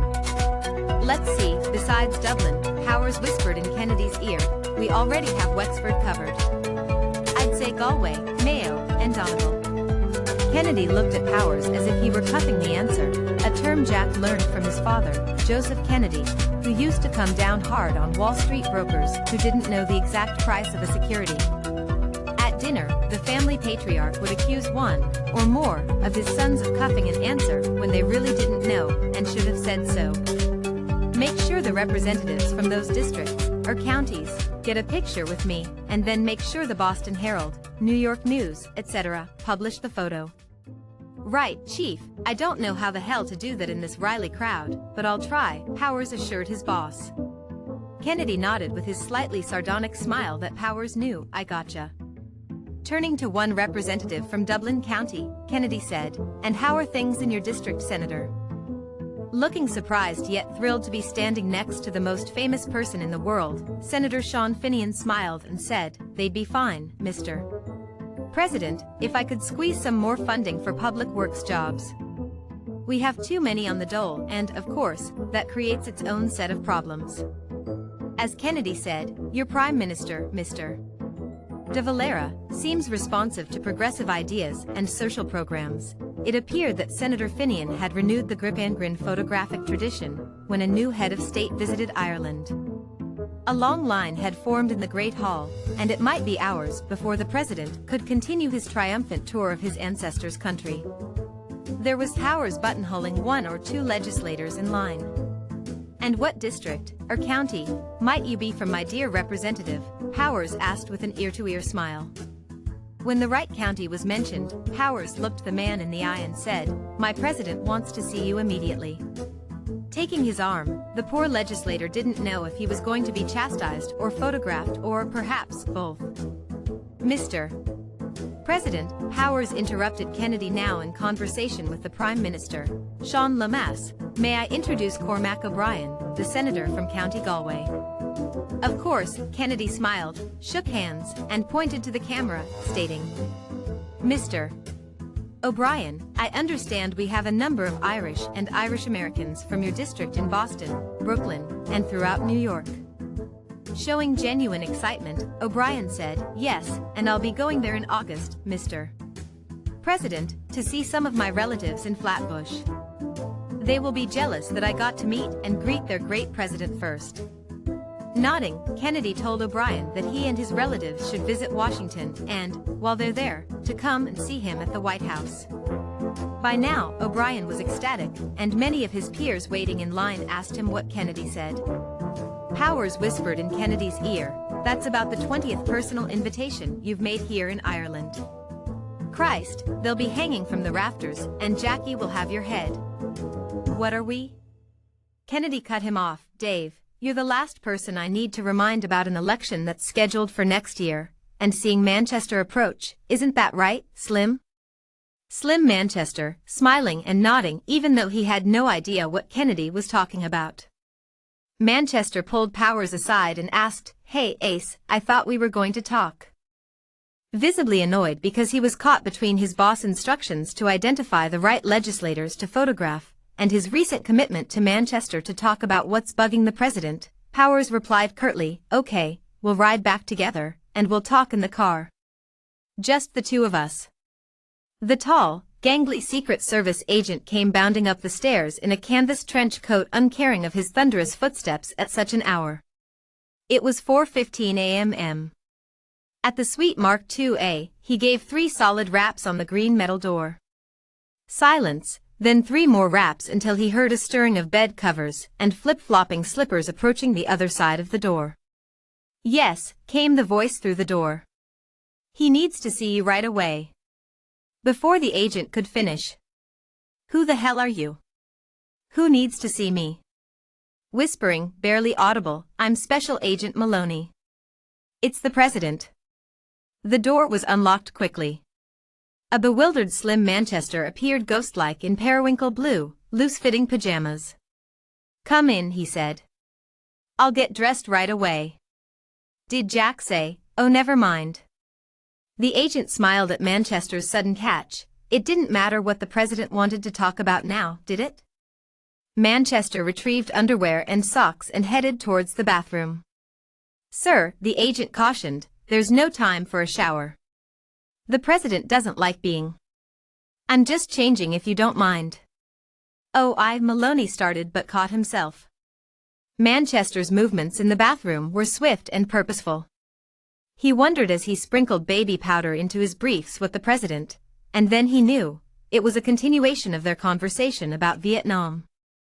Barely a dialogue so far, he thought, pouring Vitalis onto his left, cupped palm, massaging the strong scented tonic into his salt and peppered scalp. "I'll start the car, Mr. Manchester, but please hurry," the agent without subtlety called out. Opening the bathroom door, the professor answered, "I'm ready, ready." He tossed the white linen hand towel he used to dry his scrubbed hands over his right shoulder onto the octagonal tiled floor. In silence, the two figures exited the hotel apartment and bounded down the flight of creaking steps, their giant silhouetted reflections on the walls and stairwell. Through the lace-curtained, beveled glass door, then the outer door, they entered the misty dark, heavy morning air. Taking front and rear doors on the other side of the double-parked black, bulbous Cadillac, they sped off for the brief journey to the U.S. Embassy. It was still dark when Manchester entered the president's receiving room. His two pajama legs dangling over a green leather lounge chair, the president motioned Manchester to enter and closed the door behind him. I ordered us some coffee and scones. Thanks for coming over, Slim. It's a hell of a time you picked, Jack. Your agent hustled me out of bed like it was Napoleon who wanted me. Actually, it's flattering. I couldn't sleep. I'm anxious to get back and finish that missile treaty. You're not thinking of skipping your Rome visit with the new pope? Smiling, I was tempted to do just that, thinking, what if he offers to hear my confession? Manchester chuckled. But no, Kennedy continued, I'll finish this tour, which has turned out better than anyone expected. Much better than in '61. Jack, how can I be of help? I've had some, well, unusual experiences during this trip that I won't go into. I need you to help me think through this Vietnam thing. It's a son of a bitch. I mean, well, I told you how I felt about what DM and his bastard brother are doing. The president tapped his front teeth. He seemed to be looking for a way to broach the issue, articulate the problem. Nodding, Manchester wanted to interject something like, you have your brother, the Attorney General. You have McNamara. You have Maxwell Taylor, for Christ's sakes, why me, but held his tongue. Lodge and the generals now want to get rid of the DM brothers altogether. They feel it's hopeless and want to install a new regime. Manchester inquired, what do they mean by hopeless, Jack? The man has survived close to 10 years in a fast-moving, turbulent environment. They mean 2 steps backward for every step forward. They're right. This Mandarin can't see beyond his goddamn Catholic eyes. That's Catholic with a capital C, Manchester chuckled. Right, and I don't know these generals and what they have in mind. They could be a bunch of buffoons like our Joint Chiefs before the Cuban disaster. The knock on the door interrupted the president, who snapped, enter. Set it down, Thea. The embassy staffer in a white jacket, black pants whispered, excuse me, Mr. President. Kennedy asked Manchester how he liked his coffee. Cream, 2 sugars, please. The clinking of Belle-Lique china, the stirring, and the covering of the sugar bowl seemed to orchestrate the sunrise that was beginning to pierce the partially opened curtains away from Kennedy's uncluttered desk. The way I see it, we have 3 possible scenarios. 1. Ignore the problem and hope it will go away. 2. Slim jumped in, go along with Lodge and the generals to remove the Mandarin and the rest of his regime. Right, or 3. Issue an ultimatum to withdraw all combat, financial, and other help if the civil rights of any faction in the South, excluding, of course, the Viet Minh, are trampled on, Kennedy concluded. Now, Mr. President, Slim seized the opportunity to characterize the options. The first is stupid, the second is murder, and the third makes the most sense. That's easy for you to say. The third option could make the United States look cowardly, and send the wrong message that we are not in it for the long haul. True, Manchester countered, but you should be able to engineer a bunch of allies into urging a U.S. withdrawal. But then we abandon what is arguably the weaker of the 2 armies to certain slaughter. All right, Jack, let's look at the second option. Manchester felt like a priest about to counsel a young man uncertain of his course of action. Our Green Berets use the expression, treat with extreme prejudice, right? Kennedy nods and looks intensely at Slim's gesturing hands, and then to his eyes to determine the level of the man's convictions. When we were in the South Pacific, we didn't think twice about killing 1, 2, or a dozen Japanese. What you're talking about is different. I know, Kennedy was tapping his fingertips as his hands assumed a praying position. I don't know if I could live with that, but it would mean keeping Lodge on a very tight leash. He'd take every opportunity to say his hands were being tied, and that, in the final analysis, I had no guts. It's a mess we're in, Mr. President. Manchester rose as he saw Kennedy ready to move on with his morning. As your friend and reluctant advisor, I'd recommend the third option, and see if the Mandarin can keep his brother on a tight leash. Bobby wants to go there and kick his ass, but he said the same about Castro and hasn't succeeded yet. Slim smiled and couldn't resist the dig. Doesn't Bobby have his work cut out for him in the South? Kennedy's eyes rolled up and down. It's embarrassing. Demonstrations in the streets are being shown around the world. We look more like a police state than a democracy. Now the king wants to march on Washington, while Kenny and Bobby are trying to get the Southern Caucus from seceding. Well, Mr. President, you've got your work cut out for you. I wish I could be of more help.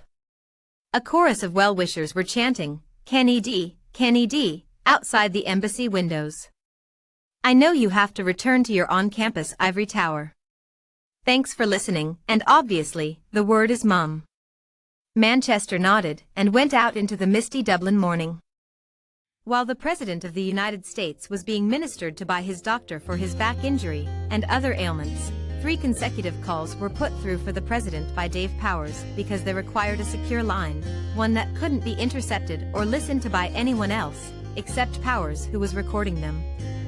The first call was to Ambassador Avril Harriman, who was deeply negotiating with the Soviets regarding a history-making missile treaty. Mr. Ambassador, Kennedy began, please give me an update. Mr.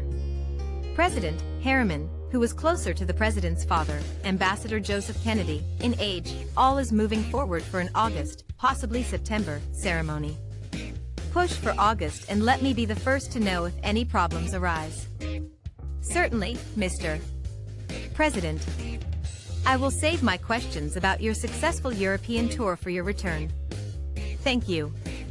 It's going very well, and I look forward to sharing some insights with you upon my return. Thank you, Mr. President. As soon as he rang off, Powers popped his head in the door.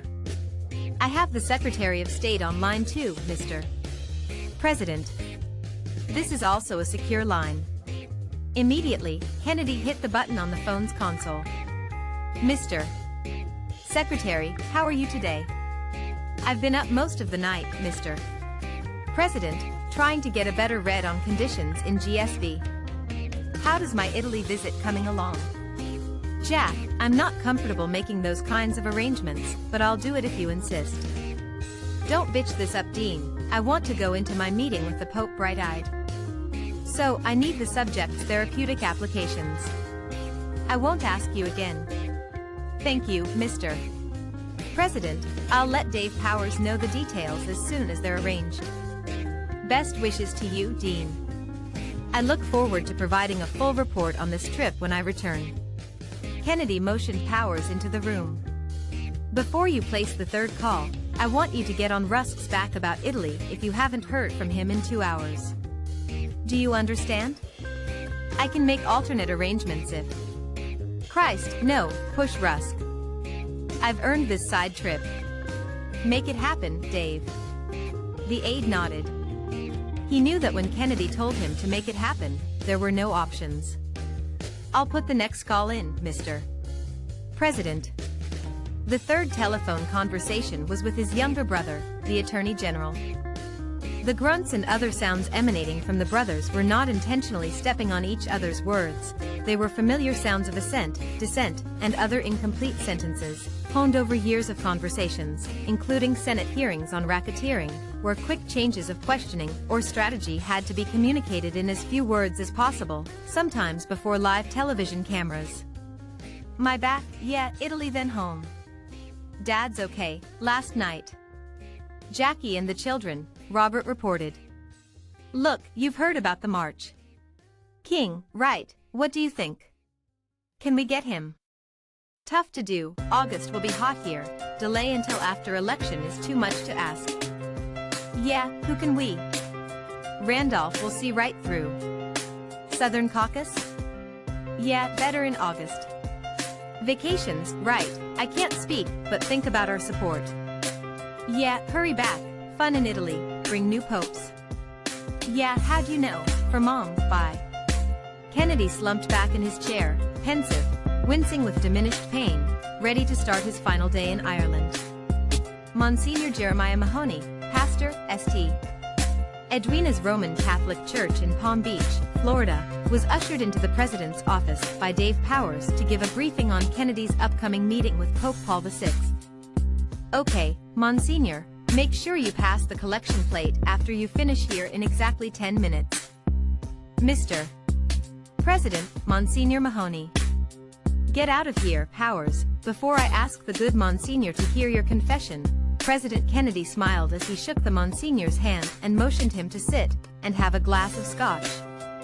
Nodding affirmatively, the Monsignor thanked the president for his hospitality and added, "I wish your dear mother Rose were here to see, in person, how the Irish love her son." Nodding with a half smile, the president got right down to business. "I'll be meeting with the Holy Father in a few days.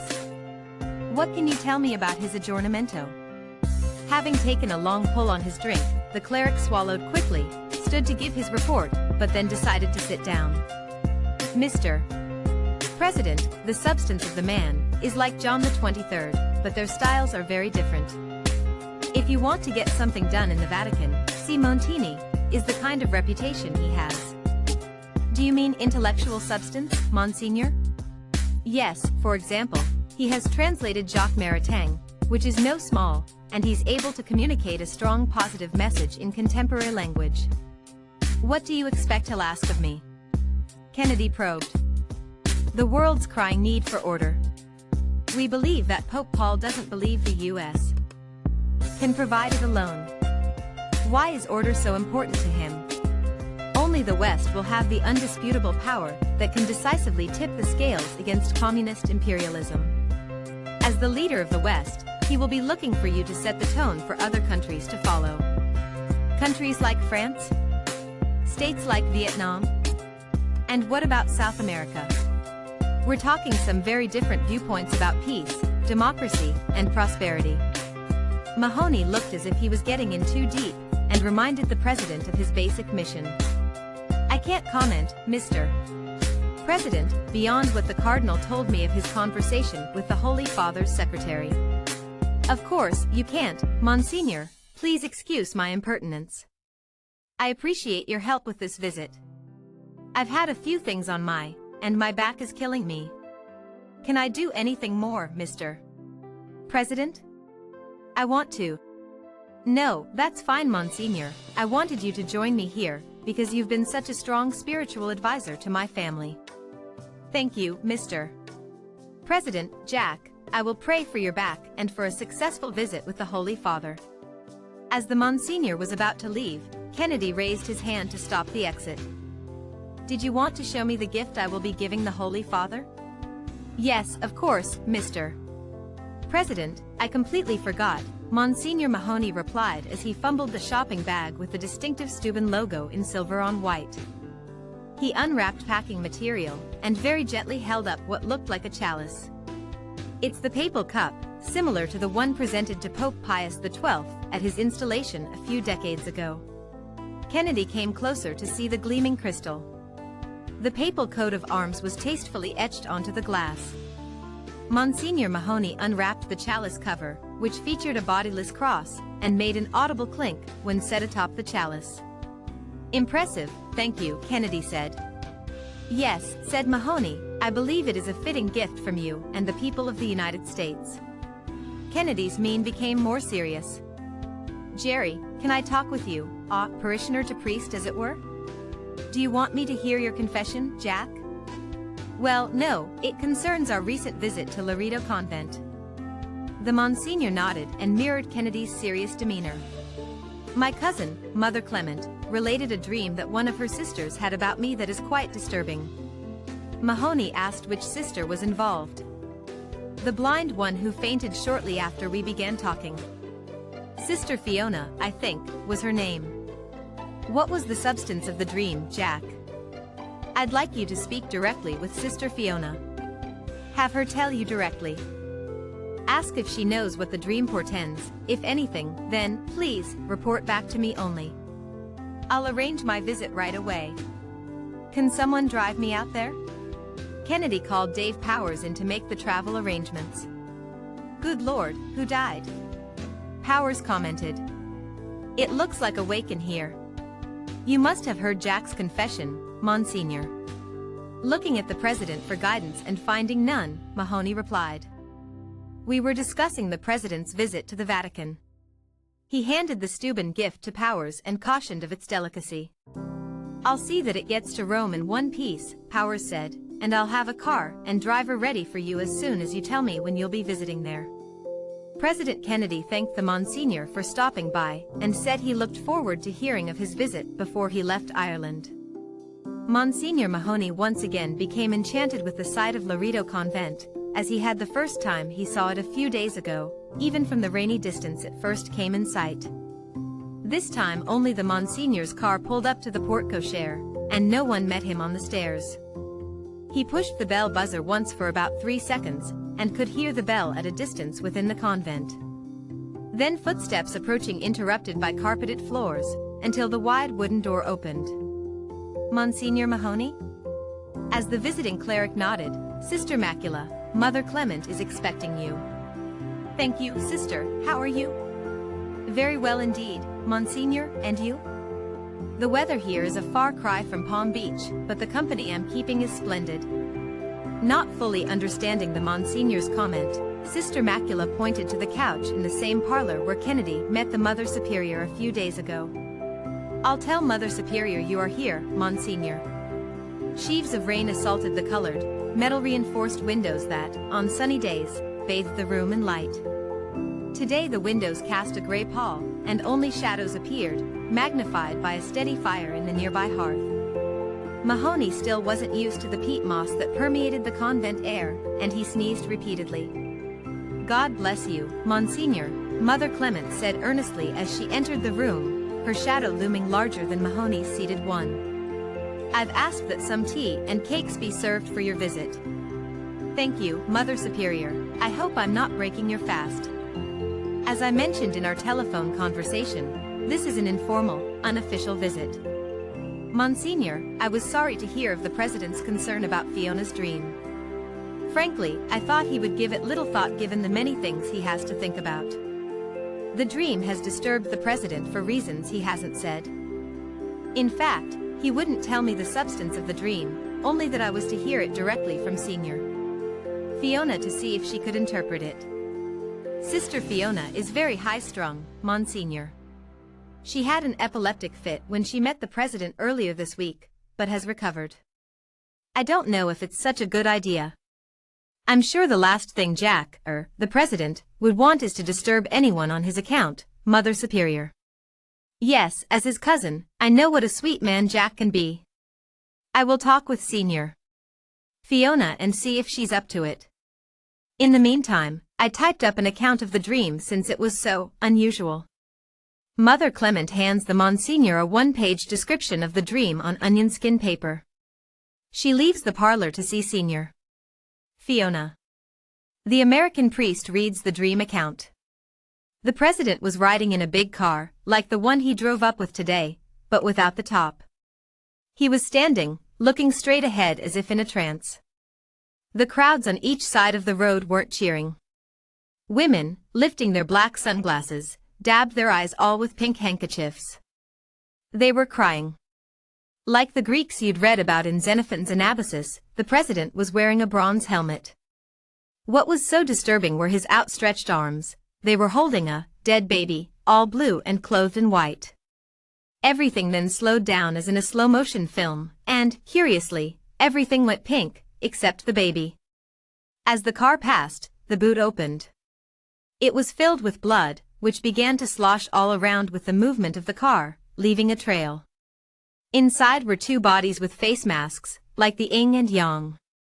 They were Asian-looking, maybe Chinese. Monsignor Mahoney looked at the fire, for he hadn't a clue what the dream meant if it was supposed to mean anything. Suddenly his shadow was joined by two other shadows.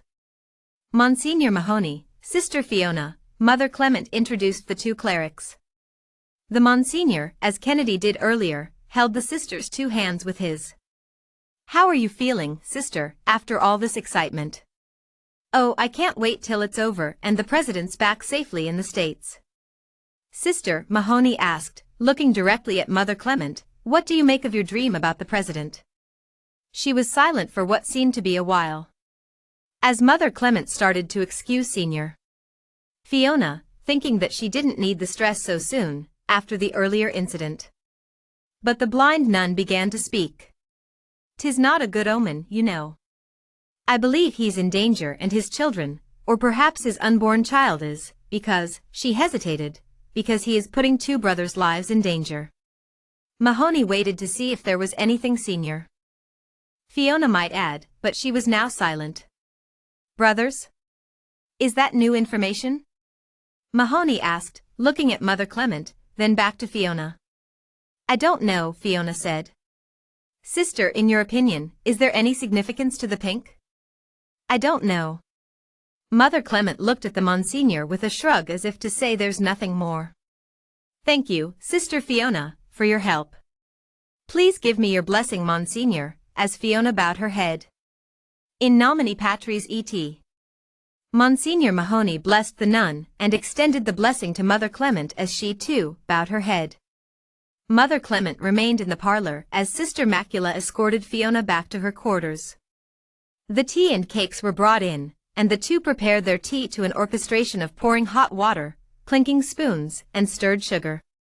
After sipping his tea, Mahoney broke the silence. "I'm not sure what to tell the president." "Yes, I felt the same way after I related the dream to him and his sister Eunice."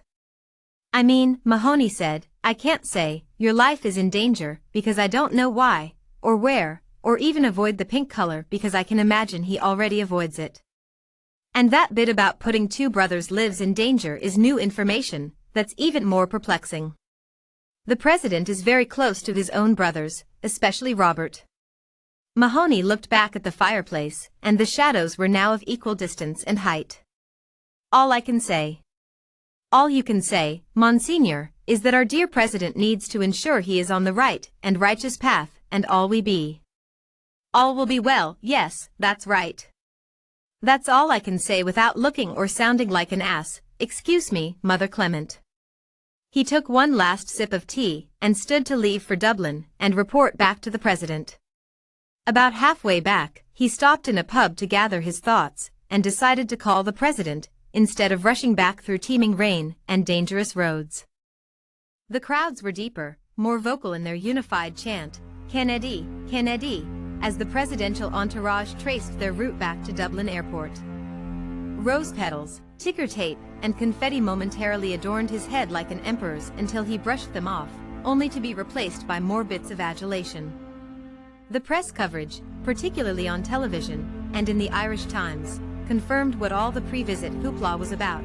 A grandson of Ireland has returned and elevated the spirits of a struggling nation bent on freedom and democracy, much like the spirit of a mother seeing her son return home a man. In conversation once again in the second Cadillac limousine were the president's sister-in-law, Princess Lee Radzawal, and the president's two sisters, Mrs. Eunice Shriver and Mrs. Jean Smith. "You seem so quiet, Eunice, is anything the matter?" Lee asks. "I'm going to miss this place, but I'm so happy for Jack that it went even better than expected," Eunice replied. Ever since our visit to Loretto, Jean observed, Jack's mood seemed to change. "What happened in that room while we talked with the sisters?" "Nothing, really." Eunice avoids eye contact and waves at the crowds out the window. "Perhaps Jack was taken aback by sister, what's her name?" "I don't remember," Lee comments. "You mean the one who fainted?" "Yes, the blind nun," Eunice replied. Jean looks out the opposite window and waves. "You know how he gets when he's around, Rosemary, now Dad." "Oh, look at the signs in Irish," Lee interrupts. "You know, I think these crowds are much larger than when we arrived." Well, Jean closes the subject. Jack's really looking forward to Italy. "I'll say," Eunice chimes in, "and it isn't the Pope he's excited about seeing." "Well, who then?" Lee inquires. Eunice looks at Jean, then back at Lee, and shakes her head with a smile. "Something Dean Rusk set up. Sounds very clandestine." "Yes, James Bond. Have you read From Russia with Love?" "Yes," Lee nods. "Jackie got a bunch of copies from Ian's publisher, but don't change the subject." "Who is this spy? What does Rust have to do with it?" Jean asks quickly. Did you say rust or rusk? Eunice corrects her sister. That's what Bobby calls him, Rust, and Jack seems to have adopted. Jean responds. Bobby thinks Dean's head is so far up LBJ's. Whatever this meeting is about, Jack's warned Dean Rusk not to bitch it up. Eunice tries to satisfy Lee's curiosity. Okay, I know you're not going to tell me who it is Jack is seeing. I certainly wouldn't tell Jackie. She'll be due in another month or so. I know you wouldn't, Lee, Eunice says. Just know that my brother, with all his faults and foibles, loves Jackie more than anything, except for Caroline and John. He loves her. I second that. Jack loves Jackie more than anything, even himself, which is hard to believe. Lee nods and goes back to their earlier discussion. Jack has never liked the State Department, has he? Lee inquires. He hates their "we know better than you" attitude. Jean waxes sarcastic. Besides, state and Congress are natural enemies, just like you have in nature. Well, sometimes they do know better, Eunice responds. I know, I used to work there. Lee points out, I think the Kennedys don't like Dean Rusk because he's a wasp, because he's more experienced, and because he won't put up with Jack's impetuousness. Both Jean and Eunice stare out the window and begin waving once again. The Gardaí make way for the Secret Service detail to form a phalanx around the presidential lead car, which slows to about 10 mph. We must be getting closer to the airport. Au revoir, Ireland, until next time. Lee tries to lighten her criticism, but the damage has been done. Dave, what are you still doing here? Ambassador McCloskey inquires. I'm not going on to Rome. The chief gave me a few days off. I just have to patch in one call from Ambassador Harriman. He's working on the test ban treaty, right? Yeah, and he's very close to a deal, but I didn't tell you that. I've got a million things to follow up on, especially Jack's letters to de Valera, the Tausich, the Dale. But wasn't it a grand visit? The best we could have expected. Thank you, Mr. Ambassador. Let's hope it's not another 3 years before he returns. Well, certainly not till after the elections. Maybe if there's a change in relations with the North. Powers looks at McCloskey as if he's the most naive person in the world. Yes, Dave, McCloskey recovers, you're right. The Japanese have a saying, when the persimmons fall, which means never. The telephone in the president's now abandoned office rings. No, I'll get it, Powers darts into the room. It may be the chief telling me he's not happy. Powers looks relaxed when he learns who it is. You're a little late, Monsignor. The president has left for the airport. McCloskey asks if everything is all right, and Powers signals the OK sign with his left hand. I can hardly hear you, Monsignor. We must have a bad connection. Tell the president, what? With his left hand, Powers depresses the receiver buttons, ending the connection. McCloskey asks, why? Why? Because Jack doesn't need any bad news on his way to meet Macmillan and the Pope. What kind of bad news? McCloskey asks. It's probably not bad news, I don't even know. I think the Monsignor needs to get back to Palm Beach, don't you? The scene at Shannon Airport is almost like an Irish wake. The people are joyful to be with their hero son, but they don't want him to leave. Signs in English and Irish, Go Ribe Mile Matha Gabe, abound. On the loudspeaker system, the song, Thank God for John F. Kennedy, could be heard. People began chanting the lyrics. Then here is to John Kennedy of Irish race and name. The ruler of America, we glorify in his fame. Kitty O'Donoghue and her sister Kate, both wearing John F. Kennedy lapel buttons, looked at each other in utter surprise after their first sighting of the chief executive. Oh, what a beautiful president, Kitty says. Oh, what a beautiful man, says Kate. President Kennedy brushes his hair back at the windy, makeshift airport rostrum. He refers to his notes, which he clutches for fear of their flying away. It is a bittersweet conclusion to 3 extraordinary days. He quotes from a poem read earlier by Mrs. de Valera that he copied by hand. It is the Shannon / brightly gleaming stream / brightly gleaming. Silent in the morning beam / oh the sight entrancing. After years of exile / years of pain. To see old Shannon's face again / oh the water gleaming. As the president boards Air Force One, he is told that Ambassador Harriman has an urgent message for him on the plane's secure telephone line. Mr. Ambassador, what news do you have? Mr. President, I have very good news. We have a nuclear test ban treaty. That's great news and very timely for my meetings with Macmillan and the new Pope. Tell me, does it include underwater? The president was tensing now. Harriman confidently replied, it includes all nuclear tests in the atmosphere, in outer space, and underwater. That's great. I look forward to reading the final draft text as soon as it is ready. When can we send it to the Senate? In less than a month, and if all goes well, signatures in early fall. You've done a fine job, Mr. Ambassador. Thank you. You're welcome, Mr. President, but I believe the credit belongs to you, Harriman, the true diplomat replies. I'll have Pierre get in touch with you to plan an announcement. It's going to be a very exciting fall. The president hangs up. As Air Force One slowly heads for the runway, a cheer goes up, followed by Kennedy, Kennedy. In the airport lounge, William Manchester sips coffee waiting for his flight back to the States. He's writing down all he remembers from the 3 days in Ireland, especially his most recent meeting with the president. He was trying to remember the 3 options. He wrote, do nothing / murder / keep New on tight leash. Then Manchester began to doodle 2 pairs of stick figure men with his Schaefer fountain pen. The first pair has slant eyes, the second pair sports a U.S. flag in their right hands. Drawing a line from one pair member to the other pair, he crosses out one slant-eyed stick figure. Then he draws another line from the opposite, unconnected stick figures, this time crossing out one holding the American flag. He then circles the remaining stick figure holding an American flag, and stares out at the busy runway.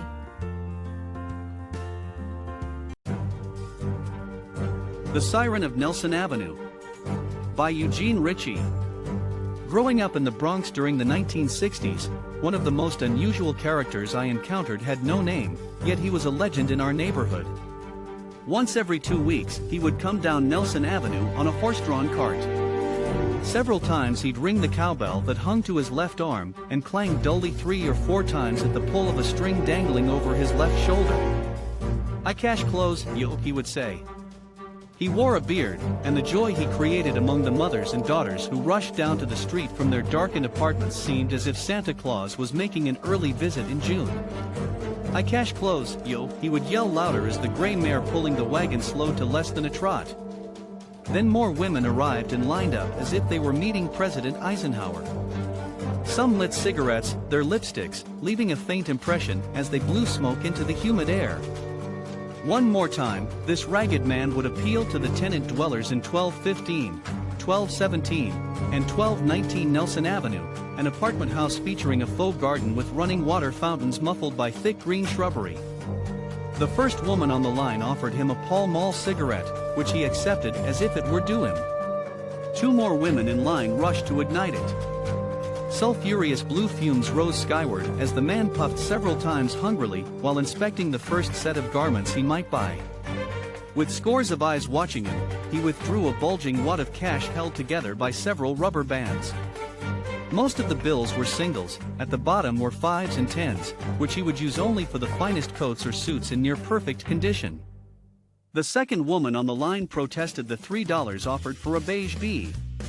Altman spring coat with big black buttons. The man's eyebrows rose, he returned the coat, snatched the dollar bills, and was ready for his next customer.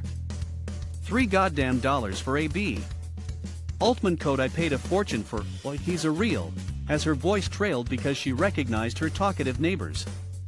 Those who did get paid would stuff the money in their brassieres or soiled apron pocket and muse, now I can get my hair done, or now I can buy a decent present for my husband's birthday. The exchanges and rejections occurred more rapidly now. He seemed to have a quota that only he knew. His last gesture was a wave of the hand as royalty would do when subjects need to leave. Some of the women appealed that he looks at their beautiful stuff. Others rushed back to their apartments, I left my child alone, or I have soup burning on the stove. The man pulled on the reins, and the gray horse began to move down the avenue. In its wake was a huge, straw-infested pile of horseshit that all the kids descended upon in wonder, holding their noses, and laughing as if they never saw a dump before. Like a canyon echo, you could hear the man slowing at his next stop, the cowbell clanging, I cash clothes, yo. When I was 15. By Eugene Ritche. When I was 15 years old, I read Thomas Merton's Seven-Story Mountain about his conversion to Catholicism and eventual ordination as a Trappist monk. I was inspired to consider a similar vocation. My guidance counselor at All Hallows Institute, who was a layman, suggested I think twice about it due to the spiritually rigorous requirements of daily Trappist life. I did think twice about such a vocation after visiting the nearest Trappist monastery in Spencer, Massachusetts. Upon return from Vietnam, where I was a young Marine stationed with a helicopter unit in Phu Bai, near Hue City, I decided to pursue full-time study at Fordham University. It was here that I developed a deep respect for intellectual values in theology and philosophy classes where Plato's allegory of the cave captured my attention as relevant to the obsession with television, and how knowledge wouldn't be found in any substantial form in the shadows of the wasteland. Later, the internet posed a similar analogy, which I am using in my communication classes. In my English teaching, I would include a close look at the lives of authors of great 20th and 21st century literature and their struggles to bring their art to the masses. These include such writers as Edna St. Vincent Millay, J.D. Salinger, Flannery O'Connor, John Cheever, W.M. Faulkner, Ray Carver, and John Updike. Today's authors also include Achebe, Lahiri, Natasha Trethewey, Kay Ryan, and Amy Tan, among others. After graduation, my career in advertising and public relations took off, sending me to Asia and, later, Europe and the Middle East. When I was home, married with a growing family, I did take time to teach English to newly arrived Dominicans at my brother's church in Harlem. It brought me closer to him, and we are still close after all these years despite busy careers.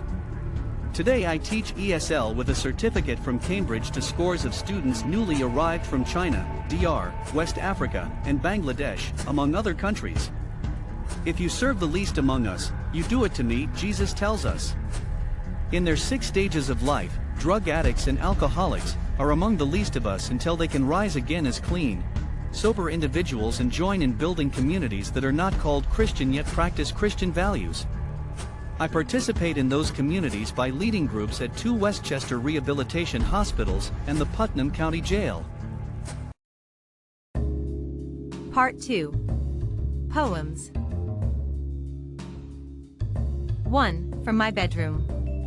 By Eugene Ritche. Like bars on prison doors, the icicles align unevenly along my bedroom window. The slick, inverted elongations descend closer to ground, forming plexiglass stalactites. Or are they glistening, cold, transparent daggers? Wieldable weapons in a wintry war with myself. One by one, the icicles decamp like desperate dictators during a regime change. I listen to their ecstatic, symphonic score, suitable for Batman comic book videos, crash, crunch, smash, leaving lingering landscape fisheye reflections of solid-state tears. 2. We cannot create life, but can save it. By Okechukwu Okugo. Life is a gift no human can give another. Do not lightly take. Energy cannot be created. We must safeguard, else it flickers like candlelight. Saving a life is the least we can do. In everything we run, safety should be top on the list. When we drive, wearing seatbelts saves lives. When we drink and drive and bash someone to die, take note else we may have blood on our hands. Never take for granted little things that can change the entire outcome. Texting and driving is a ghastly killer. Do not do it. When we build, we do with life-saving codes. and avoid human errors that cause preventable losses. Profit should not go before lives. Every single breath in our power, we fail to save. Take note, else we may have blood on our hands. Every organism living completes the ecosystem, and no life is prized less. 3. Money Making Money by Okechukwu Okugo. Roasted plantain is lip-smacking, but one must put in the work. Planting the sucker, harvest, and peeling the body. Make the fire, and burn the fingers. No one floats in a vacuum. There must be air or aqua. Trading, investing. Entrepreneurs doing business. Rendering services. Buying estates. One must domesticate money before learning to compound and grow. To make more ardor, throw more wood into the fire. Pull the lumber, and nothing smolders. It is not only inside coconut water is hidden. There are not only away seeds nurtured. Educate yourself. Money-wise. Find your fertile ground. Master whatever you do. Losses you must incur. Learn to endure. One with the will. Pursuing snake as menu. Sure to lick a certain gumbo. A herbal broth when struck beneath the heels. Pepper soup when succeeding in making the kill. Learn lessons. If risks cannot bear. Heart sinking to chart unfamiliar courses. You're humongous money stone-walled. Fruits grow on trees, not money. To harvest ounces from a cornfield. A stretch to ripen flowers in the ear. Make friends with a waiting game. Who gathers without a storehouse? Money in its stack. Build a barn, and it sleeps in it. What you don't apply the laws of division. Ne'er multiply. Money making you money. The more the magnitude, the greater the increase. The more money you put to work, the lesser your toil. Put it in things of real value. Quick enrichment and enticement. Assets are created and needs protection. Building takes time. You must prepare a table to dine in the presence of many distractions. 4. Wounded by Eugene Ritche. Wounded by the wandering scent of dads. Whiskey-doused breath, aqua velva mood indigo. After night shift at the Plymouth Rock. Meat packing plant on Boone Avenue. Wounded by the sulfur-rich match that torches mother's Pall Mall cigarette. Held at high port between two rigid fingers. Lacquered fire engine red nails. Wounded by the scent of grandmothers. Dry Manhattan straight up with 3 cherries. 1 each for her darling little boys. Who thought the cherry was the prize? Wounded by the first scent of ammonia-like cum that blazes my hand. The throbbing, ebbing, guilt-filled prick. Bless me, Father, for I have sinned. Wounded by the leather strap applied to derriere. By Brother Sullivan, the boys' room, All Hallows Institute. Gym shorts stuffed in fruit of loom underwear.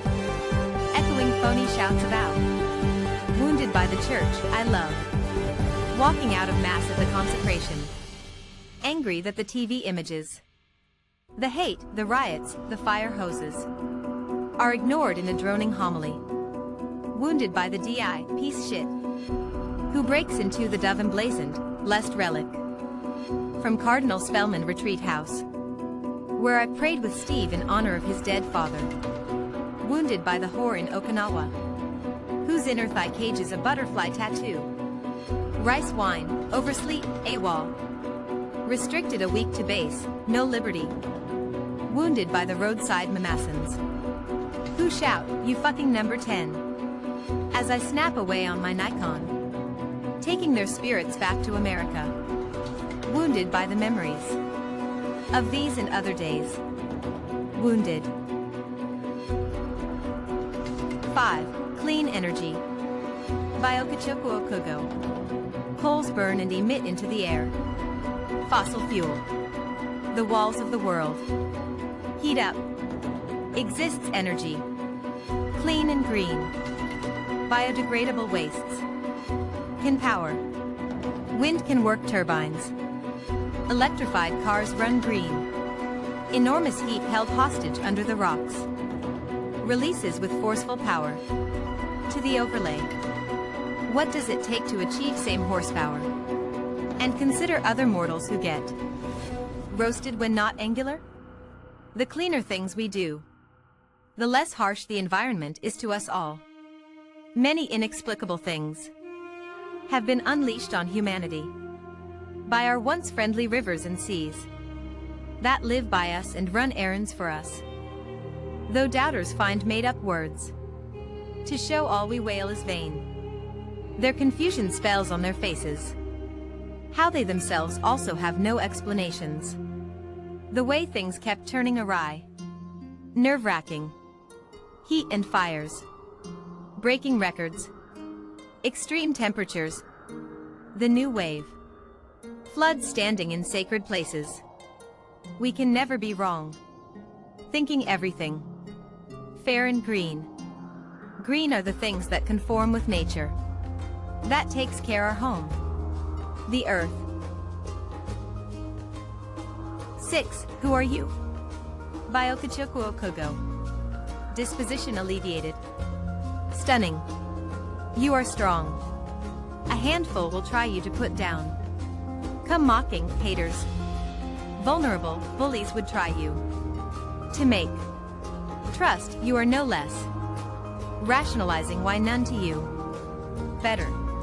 Only you are you. Such rarity never exists. The entire macrocosm. None other than you.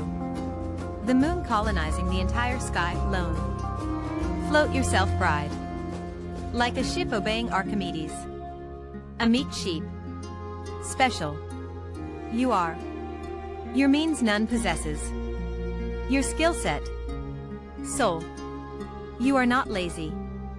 A good-for-nothing head or scrap. Let no docket bear on your scruff. None your confront. Bequeath. From stalks, fruits grow and fall. Like clockwork. But irreplaceable you. Upswing. To prove doubters wrong. Persistence and consistency. Your focus would ripen. 1,000,000 failures cannot break your edges. The power is in you. To be everything. 7. Suicidal thoughts. By Okechukwu Okugo. Nudge to end it. Darkness looming in my head. Everything tastes sour. How can I go on this way? There's no light at the end of the tunnel. Does pain really end when I end it? Those left behind more shattered than we may think. The effect of our stepping away lingering. Many years and years to come. If we can be brought back to see the more gigantic heart-wrenching leftovers. I will not hurt the ones that will miss me. Those I truly love. The tempest leaves testimonies where it walked past. But I will keep my calm under tempestuous storms. Honey badgers pounce on hippopotamus. Stand and courageously tackle your fears. Bugs look little but never tire out easily. Remember the tortoise. A little one carrying a mountain. All its life but never gives out. I will slay cowardice like a foe. I am bigger than what confronts me. Balancing, clenching, and control. Steering the mind and thoughts. Rise above all weights pressing down. If we tarry, we can win. Time is a mender. Allow it to pass. Know when to get help. Imagine someone performing surgery. Because he is a competent engineer. Seek help from the rightful source. Never give in. I will stay. I will fight on. Walking away creates a more painful void. 8. Mental health. By Okechukwu Okugo. Breakdown. No one is immune. No illness knocks on one's door. Has entered every home. In different forms. Feelings of being down and out. Universal. Everyone at any time has entered the place. The strongest can be at the lowest ebb. It takes more courage to speak up than being silent.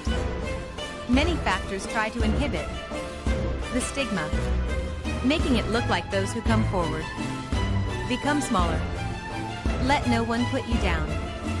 The alligator pepper is a tiny seed, but it cringes the face of a warrior. Courage breaks bounds. It takes strength to subdue bullies and negative feelings. Without a punch, we succumb. By giving wings to our ego, speaking up, one saves not only themselves, but many more stars. Show strength, never being silenced. Whoever mocks others in their travails shall someday see themselves in their rightful helpless space. Pay attention to moods. How and what one feels. Trauma haunts. Soothing psychotic pain. Better than bottling up the feeling. One down today is bound to be up the next moon. There is no other way from the base but rising. Being bold is beauty. 9. Paris Island 1968. By Eugene Ritche. The Night Doctor. King was murdered. You boarded my train at Moore. We were on the same journey to somewhere 10,000 miles from home. Our last names both are bunkmates. We are, you're on top. Ends the day, lights out. Pray for war, he shouts. Aye, sir, pray for war. On that first morning, you land on deck and shock me. Never before did I see a half-naked black man in skivvies. We exchange few words. In 10 weeks of training, we communicate in combinations of eyes, hands. A complex dance, careful of each other's toes. Through knowing looks. On chow lines, in close drills and barracks. We marshal respect for each other. Intoxicated at times by kiwi polish fumes. We hide sweat-soaked t-shirts under cover. They mold us into competent killers. Bayonet, garrote, M14 rifle. The piece that eliminates peace. You qualify sharpshooter. I make marksman. We chant in full gear double time. I want to go to Vietnam. I want to kill the Viet Cong. On the night before graduation, our parents see us smoke for the first time. Marlboro men in dress blues? We are embarrassed, yet proud of their presence. At final inspection, we glitter. Brass buckles gleam. In the steaming Carolina summer, we are Marines wearing red stripes. Emblem of Chapultepec. Yesterday's bloodiest battle. You served as grunt in Khe Sanh. I followed later in Phu Bai. We never saw each other again. I heard you were killed in Chu Lai. I will never forget the peace that was forged in that terrible place. Made for war. That dance we men danced. 1968, in Paris Island. 10. Depression. By Okechukwu Okugo. Feeling low. Feeling ebbed. Gloomy. Sadness and anxieties swell. Slowness in activities or irritable bombarded. Worthlessness or guilt perturbed. Open up like growing flower cells. To bare your mind. Frantic talks can heal like the Chinese acupuncture needles. No one can know how we truly feel, except we allow our hearts drawn like well water. Falling coconut hitting one on the head. Like true knowledge. We appease how we feel when we seek and get help. Blocking negative thoughts. Like a stone blocking light. It is time to upsurge. All the things that we love doing. Go fishing, read books, listen to good music. Be in a meaningful company. Engage your mind, body, and soul. Idleness gathers mold. Isolation rots the bones. Even the cola nut is not eaten alone. It goes well with the pepper fruit. Aspen trees speak and fare better When conscious care, not taken to curb whatever triggers or irritates negatively, it spreads. Like the network of Sudanese pyramids. Seek help when you don't feel right. Don't suffer in silence. 11. You are good enough. By Okechukwu Okugo. Sometimes we look at ourselves and think not good enough. Make ourselves insignificant and bungling, not deserving a place at the table of good things. It may be our feelings came listening to others, whose intention is to make our will entrapped in the land of Kikidos, where there'll be no remembrance of us. Unfruitful land that will swallow our power. Grow your skeleton and emerge. Like the cicada. Rise. Tell yourself you are good enough. Offer your hand to that person that wants you. Stop feeling you can't fit. Pursue that vision you have always dreamed. What's already in you is all you need to succeed. You don't need extra juice. With courage, get recharged. As little as an ounce of encouragement. Get started. While on it, improvement comes. Forgive yourself. Don't stay down forever. Don't wait the time you think you are full. The only competent time to start is now. There will be no arrival of a better one. It will never come. No one can do everything they had wanted at any time, irrespective of the power or authority they possess. You fail some, you gain some. Losses never make you unqualified. It only reminds you corners to do better. We all have limitations and barriers. You can only break them when you push. Competence is proven on the job, not when you have not even done a thing. How can you know you are not good enough when you have not given it a try, nor given yourself the chance? 12. Is education brainwashing? By Okechukwu Okugo. How would you fare if you can't read and write? But education is not all about letters. The first education starts at home. Children watch their parents chew sticks to clean their teeth and wipe their tongues. Daughters watch their mothers tie 2 heads of wrappers around their waists, spreading their legs. And sons watch their fathers position their title caps on their heads. They learn and replicate their customary ways. And that is basic education. We watch how our families do things. We imbibe the values or virtues or even vices. Then we are sent forth to learn how to read and write. That they call secular education. Alas, many decry this education brainwash. Some tag it useless, manipulative, controlling, scheming, false education. No. Every education matters. You cannot become a surgeon or a good auditor if you don't have secular education. Same education Koreans, Chinese, Rwandans used in advancing. Same education developed Europe and America massively. Same education started in Africa for 1,159 years. And counting, the University of Korean. In Fez still tutoring. That one studies and does not know how to apply. Does not make the education useless.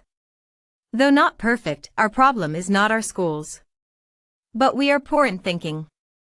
If one develops how to think well, even if they didn't go to secular school, they will succeed. If you go and develop this capacity, you will fare better. Teach yourself how to think, how to ask questions, and seek answers. Thinking is important. Asking questions is very critical. Learn how to use your power of imagination. When you see anything, start to imagine different scenarios, the inexhaustible possibilities. And now ask questions. Only then can one start to get the bigger picture. Do not rely only on how marvelous you are graded on paper. For what you can do is the real value of education. You owe it yourself to develop yourself. That is why you need to seek those things lacking in secular education. 13. Neighborhoods. By Okechukwu Okugo. From Bushwick to Eisenweek. We have neighborhoods. Locals eke their livelihoods. When you walk through streets, vendors call your attention what they hawk. By street sides. I remember my mama selling akpa in the open market. Buy my akpa, she calls from the low seat. She sits, akpa a local snack we call 6 to 6. Holds laborers from dawn to dawn. Everywhere like busy bee people struggle to put food on the table. Kids need to be kids everywhere. Need places to run around and play. Parks and organized camp visits. We played under the moonlight. Sat on our fathers' and mothers' laps. And listened to tales. Under the moonlight. Satellites whisper to GPS wherever you go. But we navigated using the stars and sun and moon. We know where we are going. Like an instinct inbuilt as factory made. Skyscrapers, paved walkways. Story buildings, tarred roads. Transporters all by the roadside still look for passengers. Some call out the lanes they course. Both sides apply. People hawk on roadways and make use of traffic stops to sell to drivers by. No place is easy. No easy money. Things are never easy peasy. 14. Garbage in, garbage out. By Okechukwu Okugo. Garbage in, garbage out. You do not get what you expect. What falls on our thighs, what we press. It is no accident when we are hit with what we reset. Good deeds running to us like a boomerang. Cautious. What we give is what we get. 15. Chelsea Snow. By Eugene Ritche. Snow falls all night on Chelsea. Like a comely cosmetic. A great shush stills the cacophony of 9th Avenue traffic. Crime goes undercover for a few hours.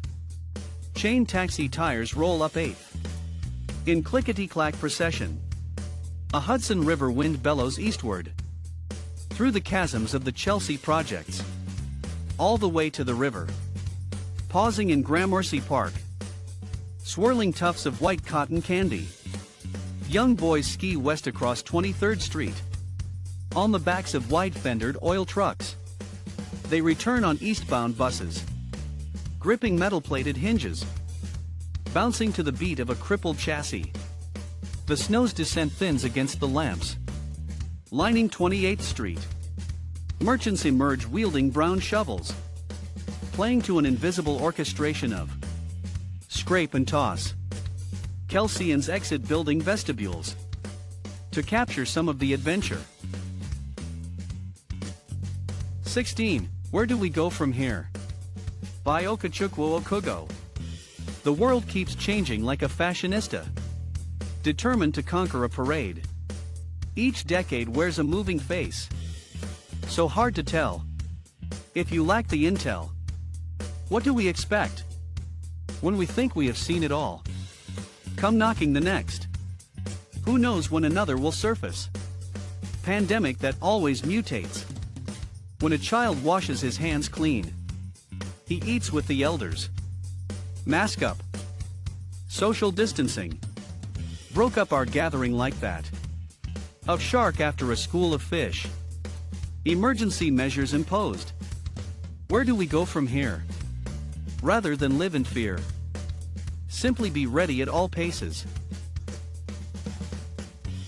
17. We remember America's worst fire.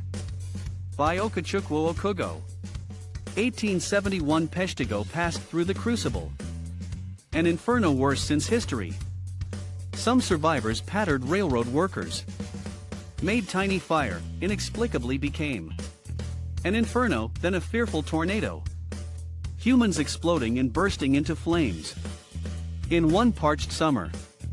Millions of acres and wildlife mowed down in heat as high as 2,000 degrees Fahrenheit. Sands coagulated and melted into glass.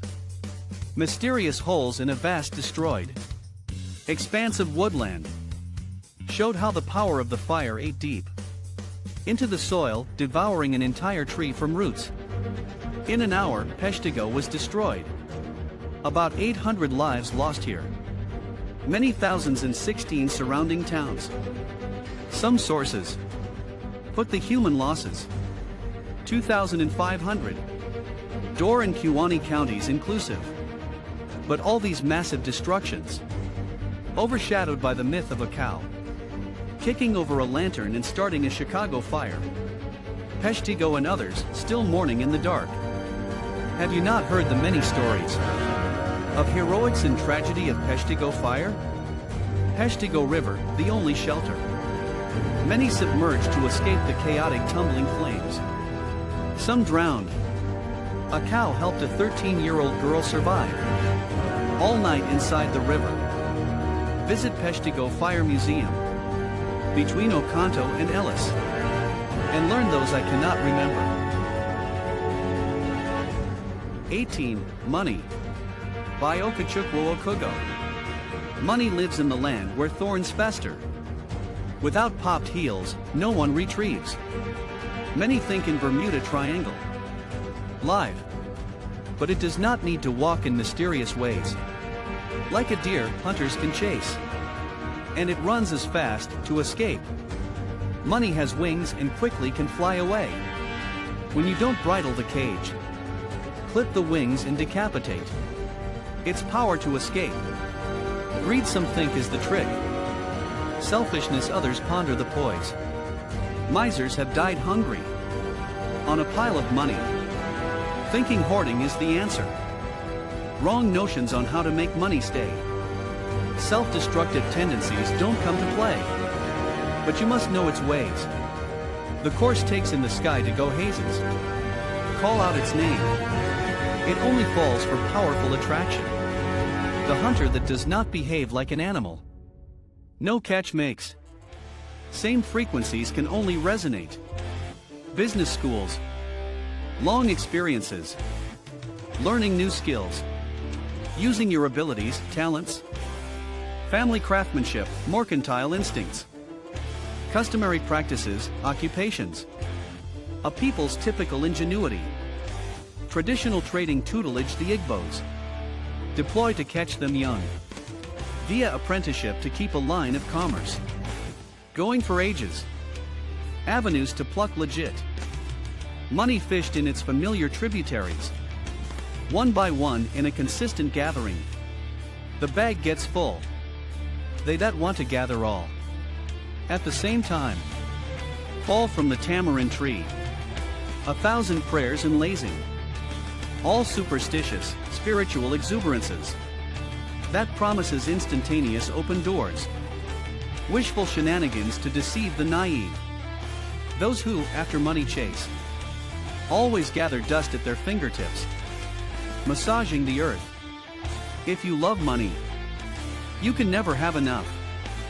Use your time to do the things that attracts money. Watch it consistently knock on your door. But elusive thinking that someone can gather all the money in the world. Money can buy many things. Want something it can't buy. Keep a good name. Know the gauge only your belly can fill. Since all the money in the world none needed. To be happy. Don't die chasing. 19. Dance of Despair by Eugene Ritche. Arm in arm, we cross St. Nicholas to get safely to the other side. We dance a silent sort of ballet, a two-step. Mom weaves, I follow, cars pass. What would have happened if I were not with her? Would she get to the other side? Am I her protector, her shining knight who's armored? Mother St. Christopher Medal? There are 2 blocks to go in this terrible journey. From bar stool to apartment building. Sharing no words, we are determined to get to our destination. What were you thinking when you were drinking? Is your loneliness too much to bear? Know that I love you, yet know that I am thinking. It's not good for me to see your despair. And soon we'll be in front of the building. Children, their parents playing. I steel myself for this difficult role. Acting as if nothing was wrong. I want relief to pass without incident. This neighborly spectacle, this gauntlet. Mother is fine, I am fine. St. Christopher, are you with us? Back straight and smiling, we come to the stairs of the apartment building. What will she do, trip on her dress? Entertain us, you pathetic couple. Inside I'm ashamed to be with this woman. Her breath, the cigarettes, her swearing. But how can a son not want to be son? Not this time, not this dance, dear mother. 20. Where I come from. By Okechukwu Okugo. Where I come from is not where Tarzan belongs. From primordial times we knew science. No one taught us earthen pots have holes through which the waters inside breathe and cool. My ancestors drank refrigerated water and worked the iron, when many around the world still cherish stones, sticks, and rocks. We were called Okpozu, which meant the hands that mold metals. Tripod stands that hold pots on our fires. Axes and hoes and knives with which we farm and hunt. Traditional blacksmiths that runs in the blood. We eat with bare hands but never served food on our laps. We produced oku, earthen plates that accommodated in peace. Our inventive melon soups, cooked with fluted pumpkins. No one taught them how to plant. They added some snails and scaly fish and other bush animals caught with their intricate traps. 1,000 generational puddings on which my ancestors relished. We grew up wondering who taught them to make sweet African salads with tapioca shredded in styles that depict a craft. Foods prepared with special skills. We grew up cherishing our traditional delicacies. Not only organic dishes they invented. Before iron, we carved the woods. British Museum till date bears witness to all we made. They carted them without paying the price. Do we call that white-eyed theft? Or custodians of what others made? 21. Tulips in the Driveway. By Eugene Ritche. Red-tip tulips lined the driveway of this wifeless house, trumpeting winter's abdication once again to surly spring. This season will be different. The owner thinks. Love will come when I open to meet it. For more than a decade he wore Steve McQueen bullet black to cover his heart, keep them away. An untouchable he would share a piece of himself, never the whole. Festivals of flesh once seared walls and ceilings, nearly burning a hole in his T-shaped, second-floor bedroom. Body after body would sit and leave, taking a piece of him until there was almost nothing left. The T-shaped room is quiet now. The owner still longs for the I got you babe soulmate excitement. Shedding back, he sometimes holds back, afraid of a mess of feelings. Overwhelming reason. Red-tip tulips lined the driveway of this womanless home, bobbing up and down on windy days. There is an air of anticipation. The owner exited to ask, "Are you the one?" 22. We talked with instruments. By Okechukwu Okugo. Not only humans speak. Birds sing, trees whisper, and the wind whistles. We made objects and body parts speak. We call and send errands by hitting the four of instruments.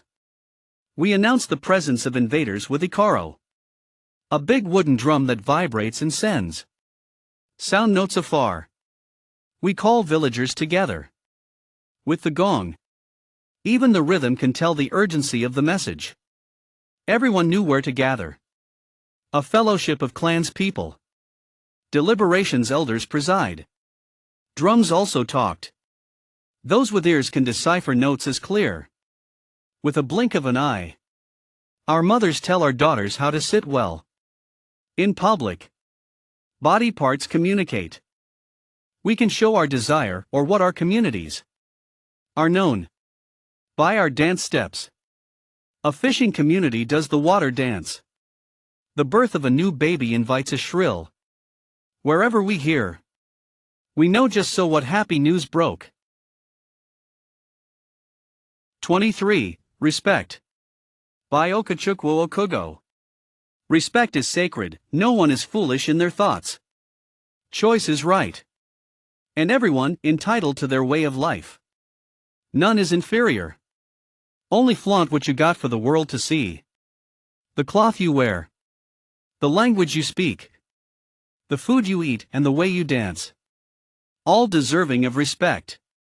It does not matter the part of the world you come from. Refuse it when people want to trample your ways. Resist it when they tell you your way is no good. You lose respect when you fail to stand tall. To defend the way you were made. 24. Let me show you. By Okechukwu Okugo. Come, let me show you what I know. You'll see we know in differing ways. Let me show a moving piece of information.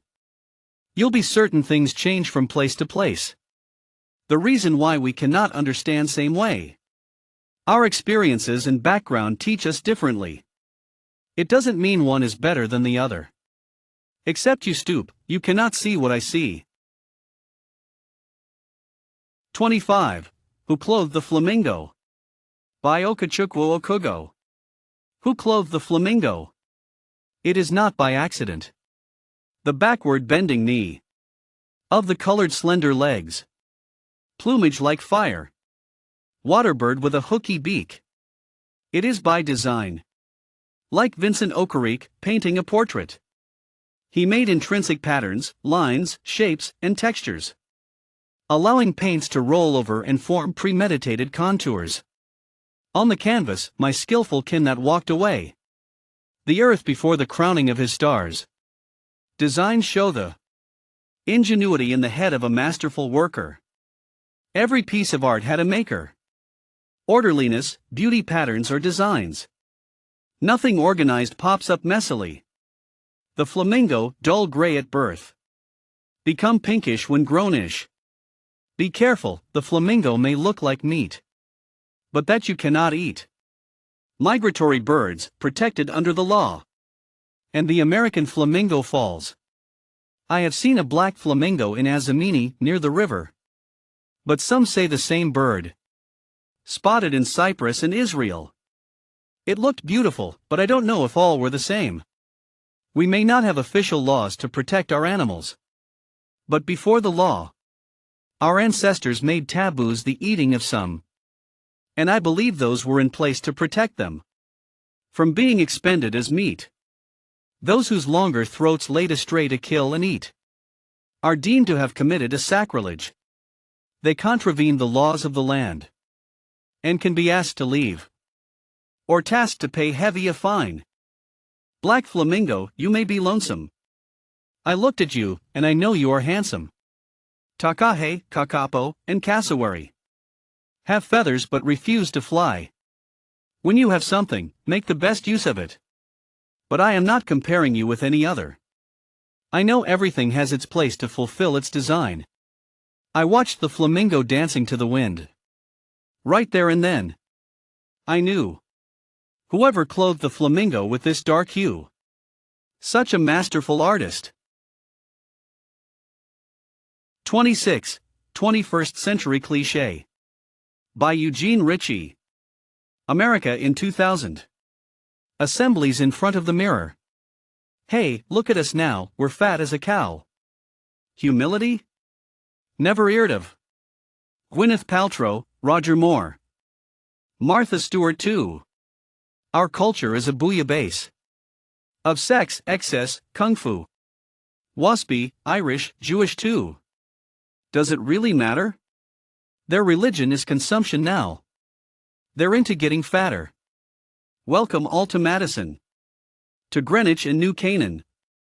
Town names may sound differently. They're really all the same. See the perfect children.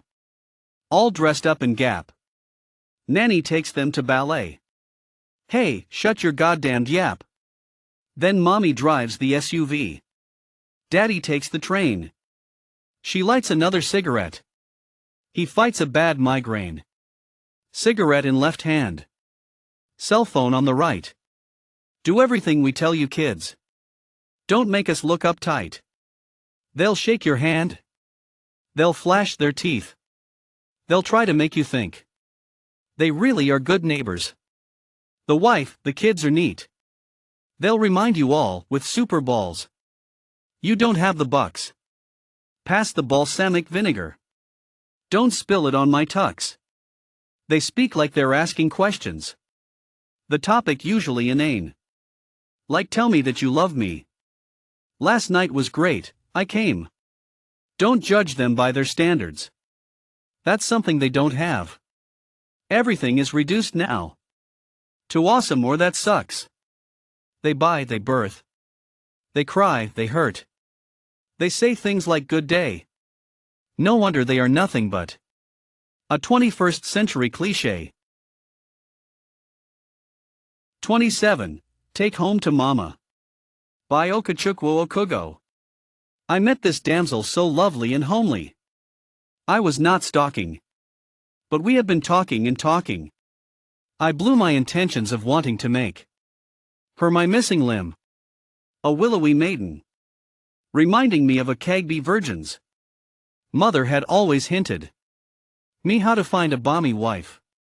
And now it is time for take home to mama. My rib. Father had told me none in his time married. Without first inquiring of the family. Virtues checked. Vices raised alerts. No one wanted to beget a double-handed scion. Nor one known to live double-faced amongst their kins. The kind of kin matters. Specific other vitals poked. All these made their marriages last. When to parentage is your choice revealed, two questions come to mind. Who gave birth to, and who's behind the rays? Take home to mama. Maiden sent to spend given days at the groom's home, to be observed by our mothers, tested of the virtues. The cocoon she germinated. The groom prays for approval. Or some pass mark. A thumbs down from home can spell doom. To the embryonic union. I received a call home from my mother. It was a happy one. My mother, glad I'd found a gem. 28. My umbilical cord. By Okechukwu Okugo. Childbirth is a mystery. A lively baby shrieking. As if I knew what tough world to face. The midwives. The doctors all scampering to the lordship service. Welcome deserving only for royals. How was I sustained buried deep in the pit of my mama's belly? It formed by the 5th week. Sprouting from the allantois. Tube supplying essential services. After my golden hour conquering the bone-breaking journey. Giving my mother unbearable muscle cramps. I love the healing process, leaving a red spot, stump drying and falling off. And I saw the mighty land I walked out to embrace. Through the birth canal crowned with a nativity. The Arrow Man. This stump is traditionally respected and buried. Where one will never forget. Called the land of our birth. 29. Why celebrate the dead? By Okechukwu Okugo. The fanfare deafening. The feasting heavy. Bands of people wearing expensive shawls. Swaying in a merry. Dancing undertakers. Playing. Tossing. Casket like cricket. People like vegetables, looking as though happy. Yet they said the moment somber. The lying in state of a neglected body. Starved and deprived while alive. Homeless or in a shabby shelter. Now displayed in a magnificent edifice. Like Pharaoh lying stately. 15 cows, goats, countless chicken. Going cookie. People imbibing like professional wine tasters. and chewing many days coolly. Assorted bottles smattering. Sumptuous Naira spraying. Yet the dead, whether honored knew not. But the living feels the neglect. Love and care better for the living. Why celebrate the dead when you really never knew being? 30. Diagnosis. By Okechukwu Okugo. Change is one permanent hand that touches everyone by the spine. As one grows, so their body parts. Experience changes face. All bound to cope, many uncertainties. The fair game of life. Oh, I long to remain as a baby, fed by mama's milk and neither want nor need. Of mine, I strive. But is it a plus point? If one who's supposed to grow, tarry one place? Unavoidably, we must face changing phases. Even advancing ages wear us down. But old age is a gift, a blessing to be thankful. Many tell us what we do or eat give us longevity and eliminate all sicknesses. And we engulfed in guilt we've contributed to certain fall off.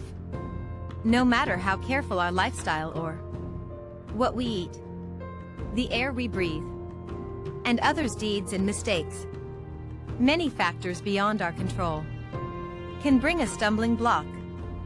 Once in a while, we must feel down and sick. We visit herbalists or doctors to take care of our wearing parts. Alas, when hit with an unexpected prognosis or odd diagnosis, a strange befuddling aura comes occupying spaces. We may wonder it is not happening to us. We may deny, reject, and object. But most times, what the doctors said comes sticking. Is it better we don't know what is wrong and face a sudden grounding? Or aware beforehand and start looking for the dark-skinned goat under daylight? Good maintenance keeps a machine efficient much longer, no matter how dog-eared the joints. Those who resist change and deny reality don't either fare better.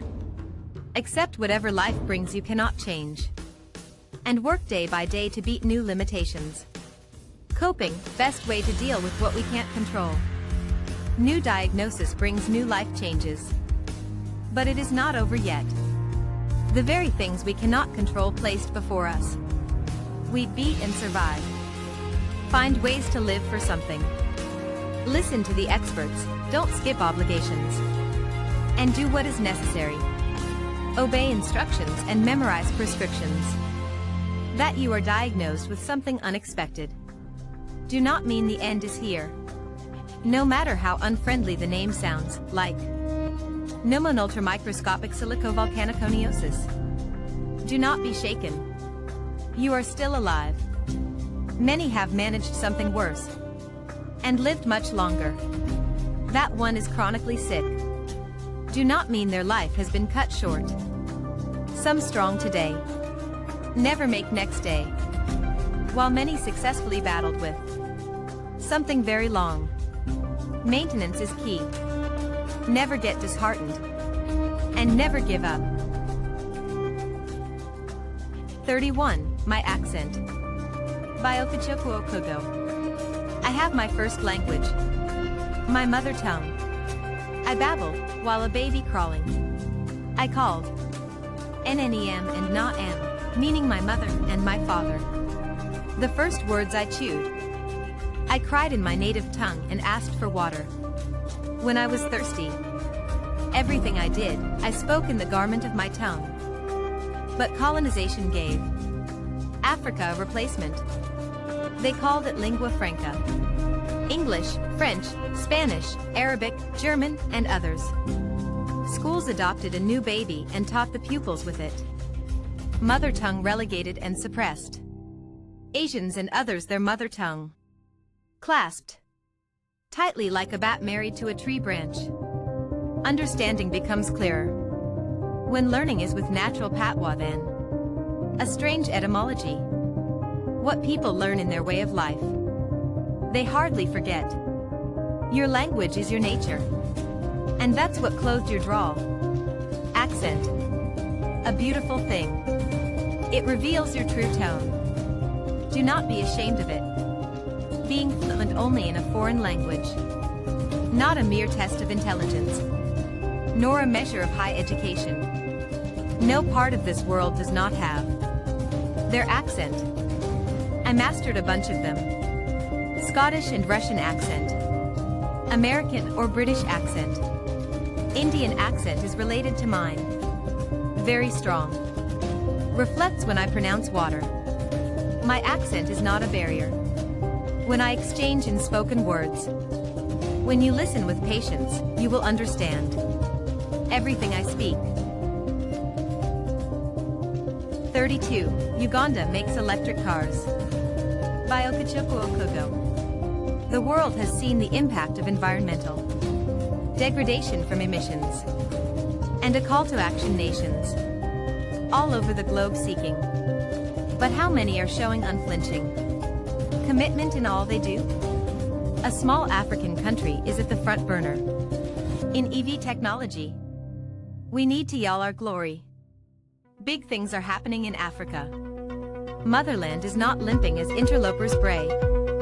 Shocking in the 21st century, some still maintain Africans only travel on the backs of beasts of burden. Walk on 10 toes through vast apian paths in forests and camel-ridden deserts.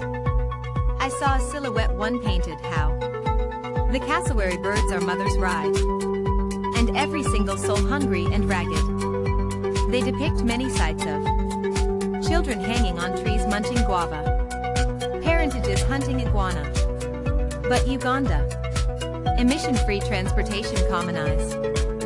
See Africa through my eyes. We live in modernity. We've always known the sights of skyscrapers. There is nothing anywhere that is not everywhere in the people's way. But the best life will always be enjoying unswerving sunset and beautiful meals while breathing in fresh unpolluted air. Modernity that does not protect the environment, it's destructive. We must take action and conscious effort to protect what when destroyed, we cannot replenish. Even with our most advanced technology, Uganda propelled. They want to gift something clean to the world. A clear case of living by example. Preserving what we all care for.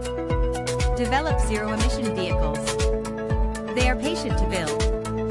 They don't care what it costs. Capital gain is not what they seek. Their state-owned Kiera Motors Corporation crafted first a 9-meter city bus that runs on solar panels, powered from 70 kilowatt-hours battery modules. I had ridden on it with 35 people all together, from Kampala to Entebbe and back. E-mobility that runs on zero fossils. I hadn't foreseen what they had in stock when they instantly unveiled a new electric bus. Floor made of bamboo. Body made befriending the forests. USB ports, Wi-Fi, special seats, and ramp. Updated features the carriage proudly display. Like peacocks. Running strictly on an electric battery. Carrying 90 passengers. Going on 300 kilometers on a single charge. From Nakasongala to Kampala. I wish every African nation would emulate. Like emu. Many say looks goofy and dumb as kakapo, but doesn't try to swallow everything. As the ostrich do, I wish all Africans would at least place their order and allow these sustainable buses on their indigenous streets run. 33. Hunger in the Head. By Okechukwu Okugo. Hunger in the stomach creates the need to nibble. Nothing nourishes if it is not cared for. Basic needs, big or small. But hunger in the head takes away the oil. Like seeing Harmattan running errands for the wind. Many people are at its mercy. Hunger in the head is stronger than hunger in the belly. Rarely can it be satisfied. Hunger in the head numbs the capillary of contentment, making one want when they don't need. No matter what one has, never can get fulfilled. Hiding in their emotions. Making one think they lag. When they don't lack. No matter how much filled. They much more want and feel. Hunger in the belly. Do not make one compromise. Cannot thieve one's integrity. Steal or covet, no one can be pushed. If they master the hunger in their belly. But no one can tame the hunger in the head. Like the equator next to gravity. You only feel but cannot see the reason to slay this imaginary demon. But those who incubate and foster always strive by tossing caution to the storm, trying to satisfy their bottomless pit. 34. Digital World by Okechukwu Okugo. Every civilization has its trait. Things have rolled from stone to iron. Age. Moving. Humans have transmogrified from going to the moon to beating a pandemic with a vaccine in 80 days. The closest took 4 months. Artificial intelligence. Where inanimate things think. Smart tech. High-speed internet. Tools communicate. Cyberspace. What happens there affects here. In an instant. Information at fingertips. Everything online. Downloading. Live streaming. Genomic sequencing. Precision implants. Digital world means nothing from scratch. Everything now involves pinging. Technology, a great gap bridger. The world collaborating, sharing. Important life-changing data. Digital world. I am not afraid. Who knows with me if the next will be the world. 35. Invest in people by Okechukwu Okugo. Invest in people. Not persons. Expend a soul refreshed. Chains of opportunities generated. As big as acacia stands. Thick forest cannot make.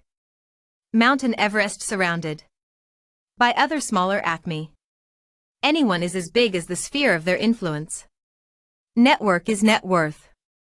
Monkeys are clever when trees stand together. A child can pick a lizard that falls from the tree. But when the trunk is near, atop the agama would get. When no mouth oil you smear. That is how small your glory croon. When we plant some seeds, indeed, we are bound to harvest. Invest in people. When we delete the doors we opened, our generation may walk on by. A good name opens many gates. A bad one sticks like a tint on your unborn insignias. Invest in people. The good we did to another, someone else may pay. Investing in people affects uncountable peers. Do things that outlive you. 36. Wherever I see people by Okechukwu Okugo. Wherever I see people, I see opportunity. The way everyone has unique wants depicts how vast the chances of satisfying many. Wherever I see people, I see solutions. The way each has unique skills and abilities. So abound the things they bring to the table. That is how different solutions spread. Wherever I see people, I don't see color. I see no strange language or religion. The loss is mine when I stymie myself with myopia. Wherever I see people, I see change. As each strives to satisfy their wishes, reaching for varying goals and doing good to others. So they're buying and selling opportunities. 37. Geothermal by Okechukwu Okugo. Do you know, a massive amount of heat is trapped beneath our feet? Clean energy. All we need to do is tap it. There is no reason to burn fossil and heat the earth. Myriads of energy sources shout for attention. One of them, the ring of fire. Too much energy stocked in rocks underground. Geothermal heat pumps push the wave close to the Earth's surface, to reservoirs producing steam, sent to power plants to turn to light, using the steam to turn some turbine, and the rest sent to warm our homes. Kenya, leading in Africa, producing almost half their light. On the plains of the Great Rift Valley, Rwanda, Djibouti, and the Union of Comoros all tap from this pool. Sustainable energy sources, safer from climatic hazards. 38. Stone that spouts water. By Okechukwu Okugo. There is a stone that spouts clean water. In a scenery so quiet and peaceable, I have never seen a calm place, where one sits and breathe inspiration like air. I drink the water and never think twice if the source has been toxified with some industrial waste. This stone is in Africa, where virgin forests and hills and land continue to stay. I love my homeland. Come to Amanagwo, there at Arrow. You shall see for yourself. The British came and sought to make this place their home. They came to this stone and tried to use it as a source of electric power. The relics of what they built there exists. Hundreds of years. 79 steps and a turbine head to spin the gushing water. I will protect this source and never allow it desecrated.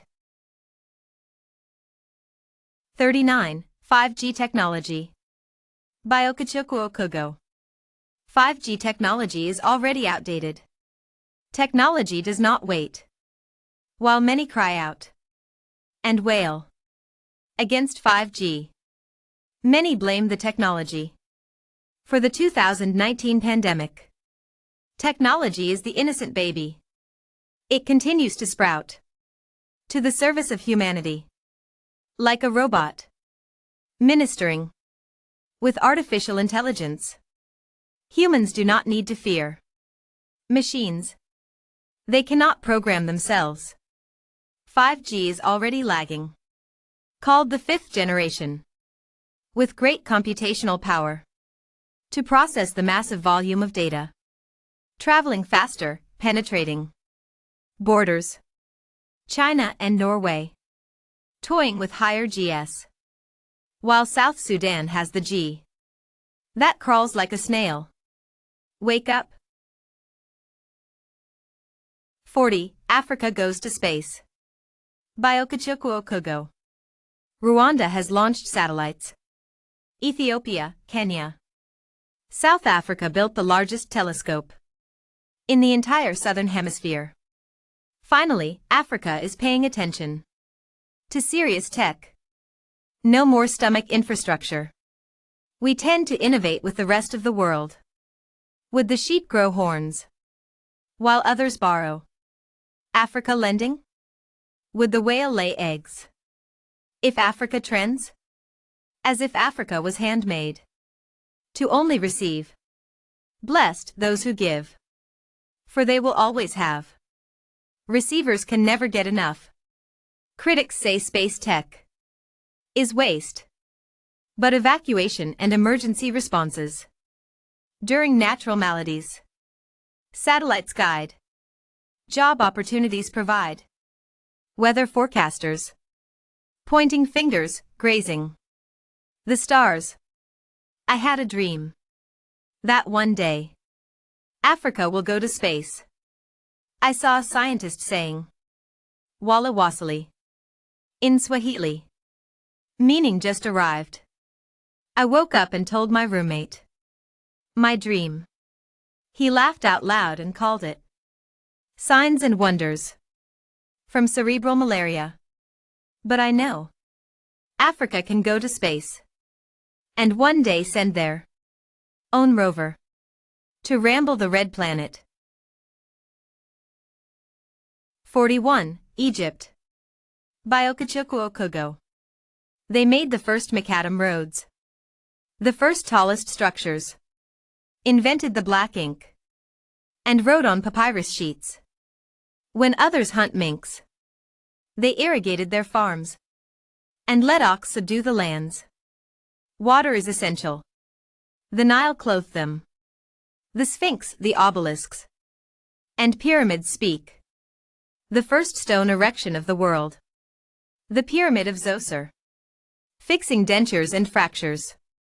When humanity was confused and swallowing their teeth, Egyptians started the police, but never used it to oppress. Greeks were called mathematicians, but learned from the children of the Nile. Mummies they embalmed 6,000 years. They are parading through Cairo. Shreds of superior scientific elevation. Left and right. Performed many first surgeries. Studied the brain. The forceps their ancestors used. Cairo Museum is displaying Egyptian maidens beautified with beads and peculiar mascara, costuming elegantly, showing they did more than science and fraternizing letters. We will cry no more that our deserving accolades denied. With our very mouths we'd sing our glory. 42. Anglo-Era War. By Okechukwu Okugo. The moon stands at ease, but it is seen everywhere, in all places. They are in Cameroon. They are in Bioko, Equatorial Guinea, and all over other Igbo clans. Up towards the Middle Belt. They had been buying and selling in the creeks of the riverine, exporting palm oil, cocoa, tapping natural polymers from rubber trees. When the British came, via the Royal Niger Company, they found it hard to exchange. While the Aros hold sway, they counted them as their major stumbling block, because they knew not how to compete. They had to give the dog a bad name, to stone it. A military incursion led between 1901 to 2002 known as the Anglo-Era War. Zulus and the Aros, two tribes that defied the foreign invaders in a fierce resistance. They had tried and failed many times. Then they brought cannons and shelled an entire innocent village. Many lives returned to dust. No standing roof across the entire array. My wealthy great-grandfather made homeless, forced out of town sojourning neighboring municipalities. So with many of his kinspeople, to save their dear lives, Arrow fell. With them, entire sub-Saharan Africa. Arrow clans unshakably exist. Much yonder. We have Arrow America. They'd been here 99 years. And one. 43. We had no prison. By Okechukwu Okugo. We had no prisons. Yet everything went with no aggravation. There were no arresting. Yet, no chaos. There were customary checkmating. Inhibitions against delinquencies. Here comes the people's culture. Traditions. Not for additions. People practiced and lived by it. The head of the clan. Our kings. The elders of the land. Knew what to enforce in line with the people's ways. Misbehavior or disrespect were handled with non-weighty fines. A small keg of palm wine or a big one. The fat-stomached cask with 2 hands. If the wrong became meaner. Cola nuts. Some tubers of yam. And a roasted thigh of a goat. Or some life one. Can all be included. The fine made heavy. To serve as a deterrent. When someone is hurt. Rape cases were sacrilegious. The sinners asked for 7 baskets of Odo, rare yellow clay. 7 baskets, filled to the brim with houseflies. 7 baskets of Igbo cola nuts. From the east. 7 baskets of Yoruba cola nuts. From the west. Impossible things to gather. Offenders punished severely. Our houses lacked permanent locks. We can leave them ajar. And all would head to the village square. For one communal work or other. Like collective harvesting in the farms. No one would ever look for a pin. Rarely, but if anyone burgled, the entire villagers would be running in a surprise to come and behold the face of the lone thief among the people, bringing shame upon their entire family. Whatever they stole would be hung over their necks or placed on their heads, and a multitude follow them around every corner of the village with howls of disgrace.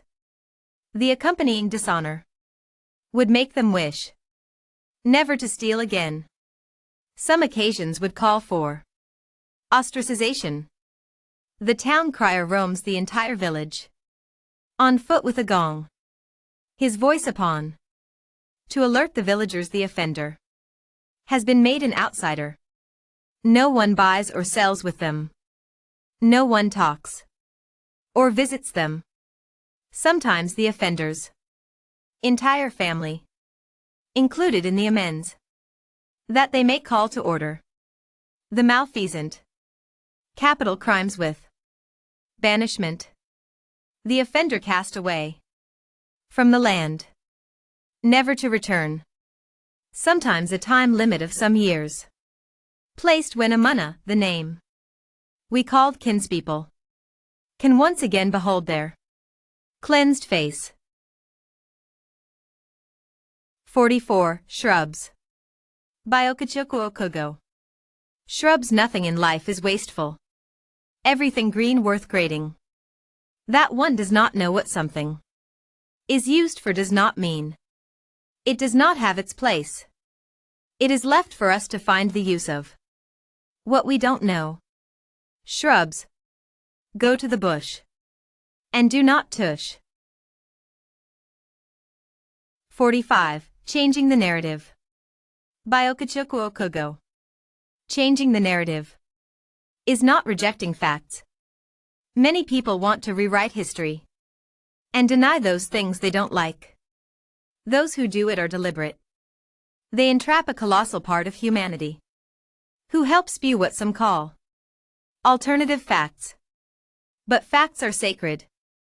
Truths are facts. Once it deviates, it becomes crooked.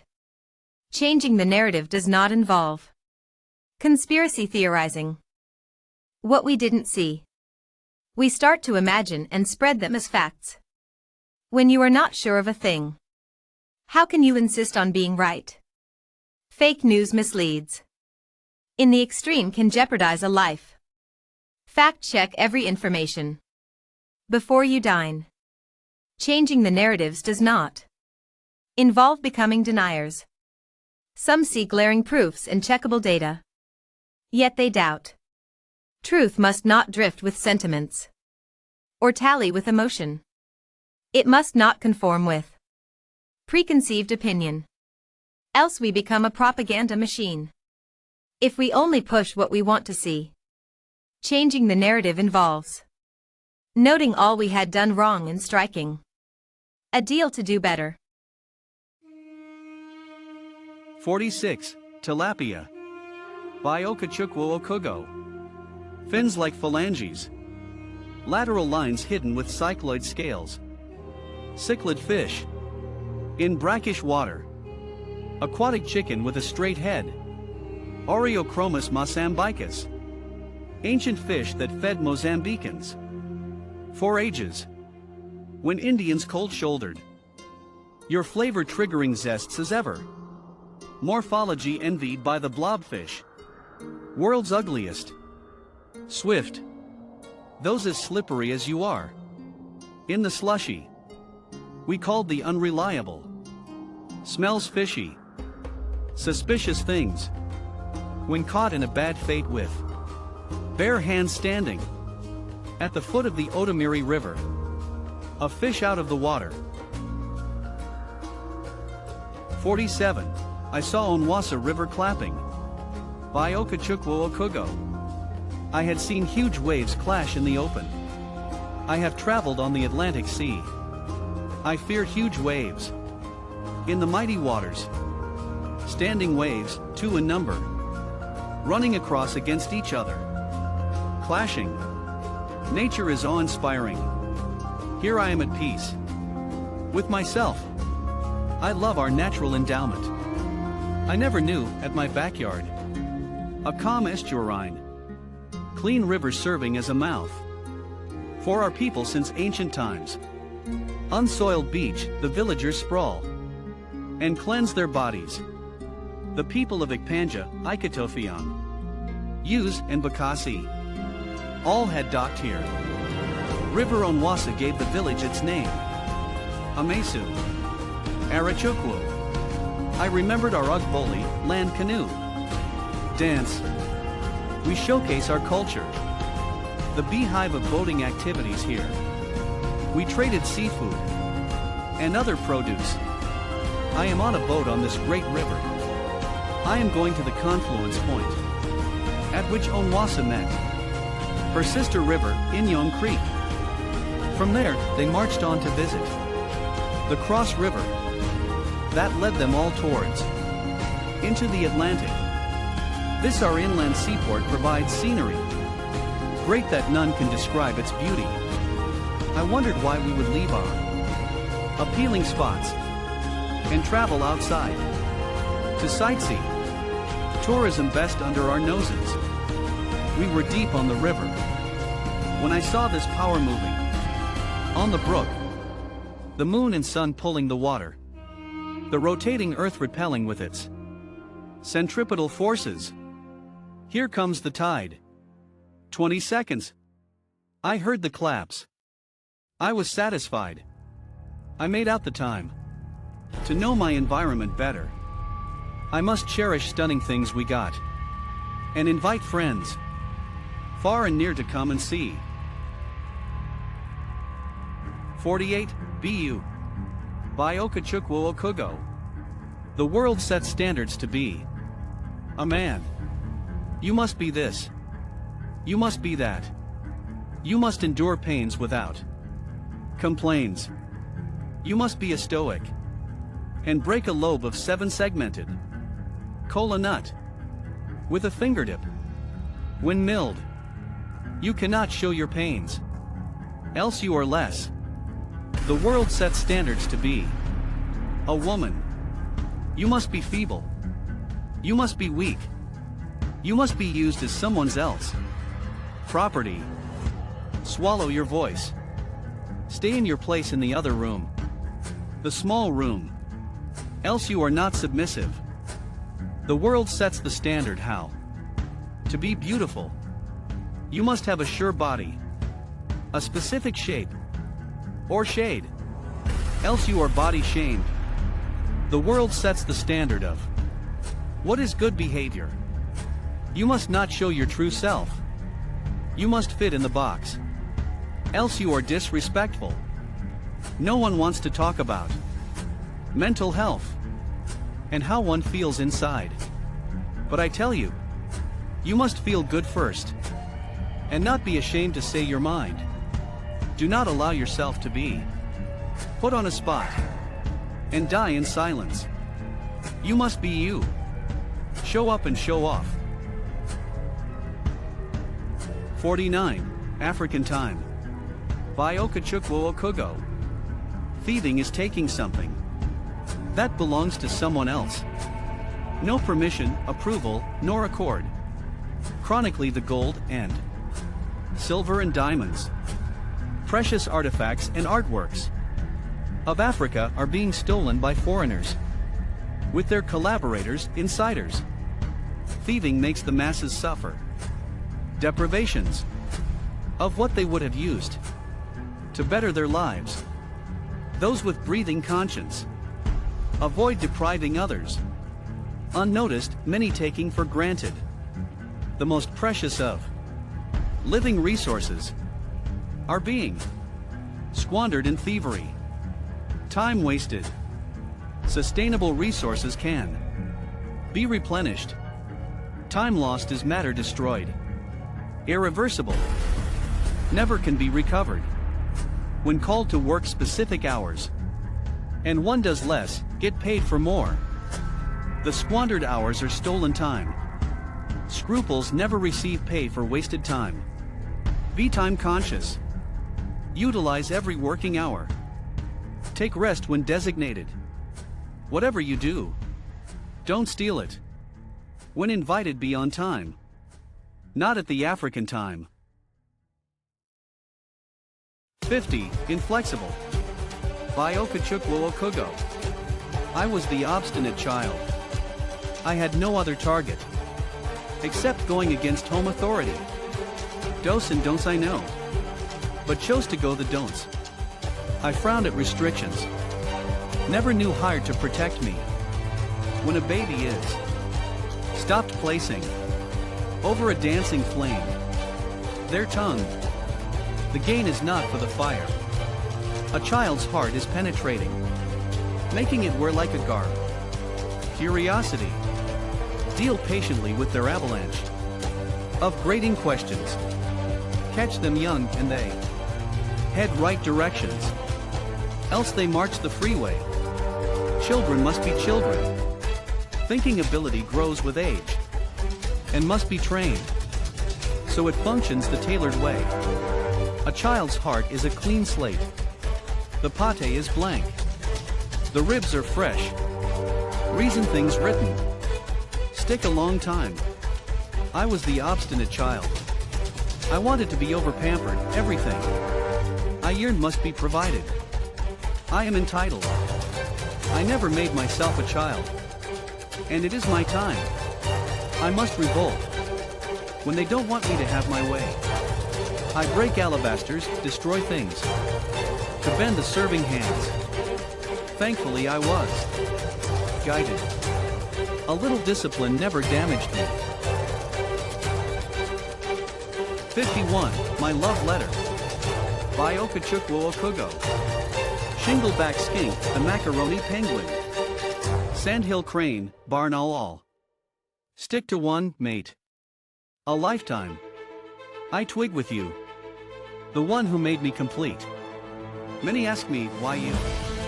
And I answered, who else?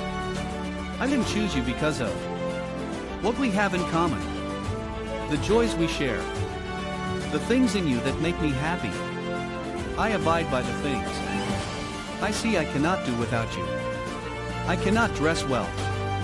I tottered like a toddler until you stepped in. You covered my loopholes, without which the world will see my rear and laugh at me. Leaving you, I know, I would become a laughing stock. Without the lids, the wind would blind the eyes. We never get tired eating the dish we love. The sun will never tire out, rising and setting new every morning. Many years my love for you cannot wear out. As faithful as the seasons, I will always luster for you. I have eyes. I see your pearls. You are the rarest. Like an encrypted data. Only the one with the unlocking code can decipher. In the eyes of the beholder, beauty is engraved on the boulder. If you are a book, I will master every page. My morning dew that wets my grass. You make what I do succeed. I will sing your suitability like a metal gong, and do not care who the tunes tingle their ears. I don't believe in compatibility. Managing our differences will make our bond unbreakable. Only the one eating breadfruit can tell the sweetness. I missed nothing choosing you. My total package. Everything is in you. 52. Games Children Played. By Okechukwu Okugo. The rain ushers in gladness. Unbridled opportunity to bath our bodies. We danced and jumped in pools of mud, allowing the rainwater gathered on the houses. Metal zincs to fall on us, and happy to be innocent. Sometimes, blocks of ice fell as pellets. On the head I was hit, but I picked, licked the block and ran. Our times filled with bliss. We never knew the world reserved complicated assignments for us. We would be happy forever. Girls gathered played the swell. The game with markings on the ground, children throw stones and jump in and skip. Boys were riding tires, mimicking adults riding cars. Some played Oga, a server, and guesser game involving hand claps and leg maneuvers. Ropes were skipped and jumped over swiftly. We whiled away the night playing hide and seek or peekaboo. We picked coins on the ground and bought eggs. Our mothers trashed us for two reasons. Why should we spot and pick what does not fall from us? And why should we as children be bold enough to eat up one whole egg all by our tiny selves? Eating an egg is like eating a whole bird, a sign of those that would grow with a longer throat. We must learn to restrain our tastes and wants. Our fathers warned. Too much food, wine, and women would a man make poor or destroyed. You dare not tell your parents you got beaten by an adult. They would first inquire what we did wrong. And if it becomes bad news, you earn some more. We played cards and kicked plastics as football. Some of us became international players. Those whose parents can spare some change buy all sorts of candies and biscuits and juice, while we combed the bushes and ate palm nuts and wild fruits as snacks. Lush or deprived, our world was sweet. 53. I don't want to be a star. By Okechukwu Okugo. I don't want to be a star. The center of attraction. Paparazzi chasing me down the three branched paths. Speaking before microphones. 59 and counts. Cameras flickering. Avalanche of lights blinking. My 32 flashing. Cannot eat how I like. Live how I want. Because I have expectations of a billion fans to meet. The thin line guarding my privacy. Broken. Everything I do must be bogus. To continue relishing in my self-made world. Many envying. Others worshipping. Benjamins they believe I eat. I must be on the front page news. And all over the net. Not to lose the trend. I strive and wear myself out. Go to any length. To stay atop. Immortality I thought. I earn. I don't want to be a star. But I will not die unsung. Let others' life be the shine. Those you did good. Always will testify. 54. We danced Surajid. By Okechukwu Okugo. I will teach you a dance called Surajid. They say it is a dance of the spirits. And you dare not take a step. Else you would be hypnotized and carried away by the dark of the night. That's not true. Fear not. Music is for mortals to make us happy. And where I come from, we have so many differing dancing steps. By the time I finish with you, you will recognize the faces of the various music we played and danced. Bongo, you need a vigorous shake. Bending down low. Adalogwu, a tourniquet for your bones. Mpankiti, an acrobatic dance. That will teach you how to stand on your head. We build a long trail of humans, 3-story high, and break up the human scaffold with gymnastic stunts. Backflip. High in the air. Front flip. Curve your back like the Obuda cattle. Tap your feet and nod your head. It is not finished. I will teach you a dance and how to play instruments. Ekpiri bunch shaker. Osha, the African gourd shaker. Rattle drum, Oja wooden flute. Ojin metal gong. We will shake our waists and twist it like The squirrel's tail. We took with us as blacks. All around the world. Chubby checker. Used our dance to put America on the world map. The Watusi dance. Spectacular dances. We all danced Surajid. Some became calypso. The rock and roll. Rhythm and blues, jazz and hip-hop. Our reggae kept the world gyrating. Their bodies. From the beginning of times. We made music and dance. Become unforgettable tunes. To help keep the world sane. In a realm running. Madly as fast. 55. Make a job. By Okechukwu Okugo. Make a job. Do not look for work. Those who can make a job. Work. And those who look for work become jobless. You can make a job. With whatever you have. Simply look at your hand. Or look around. Always remember. Jobs are created. But work is searched. When you make a job, you have provided some work. 56. What is love? By Okechukwu Okugo. Love is not bliss or laughter.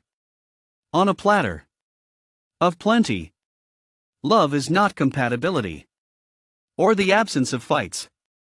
Even a goat knows how to follow a friendly mate. The ability to damper a fight with ice requires real power. When the going is good and all is well, that is not when love is strong. Love is tested and trusted. When quaky things bring out the worst in us, and the one behind the curtain accept us the way we are. What is love? Asked what is the sweetest thing on earth. Love echoed the answer. Yet love is when things turn sour. When the going is smooth. When there are no hurdles on the way. And everyone seems to travel without a glitch. Love never on that roadway. Can any tell when you are weak? Yet provide support? None cherishes a fair-weather friend. That shows only when gain counts. Love is not attraction. Magnetic. All that glitters is inviting. True love knows every imperfection, but suffers amnesia when it is time to count them. How can one pass the test, if not enticed? With every unknown we have to unveil? We love it when each other's burden is light, but frown when it is time to help the other bear. What is theirs? What is love? Love is looking beyond someone's copious ugly side and sticking to rinse. 57. ABA Made. By Okechukwu Okugo. An unsung Japan at the heart of Igbo land. A place where can be made anything. Authentic, not a knockout. Plated belts. Clothes made. Shoes laced. There is nothing used in the household. Or industrially not born. Here. A silent post. Part of the problem being ABA downgrades itself. Not proud to label ABA made. Though, ABA solely not blamed. Locals never believe in the things their people make. Brainwashed to think whatever flies in from better hands come. But how can one be competent if not consistent? You must patronize yourselves. To up your production prowess, you must circulate your wealth cyclically. To grow your buying power, no one starts and finds it easy. China and Taiwan initially their products never refined. It was later they found their feet. ABA, keep getting better with regularity. Buy yourselves. Be faithful. Label yourself ABA made. Proudly. Constant image sells. What does it take to make all you import? Why will you leave what you create to supply what others made? Mass production capability does not arrive in a day.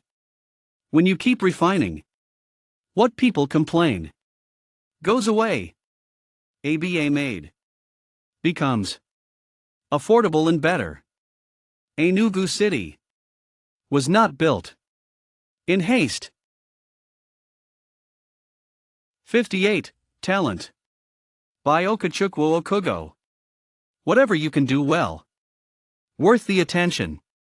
Talent is a great possession that can lead to a shine.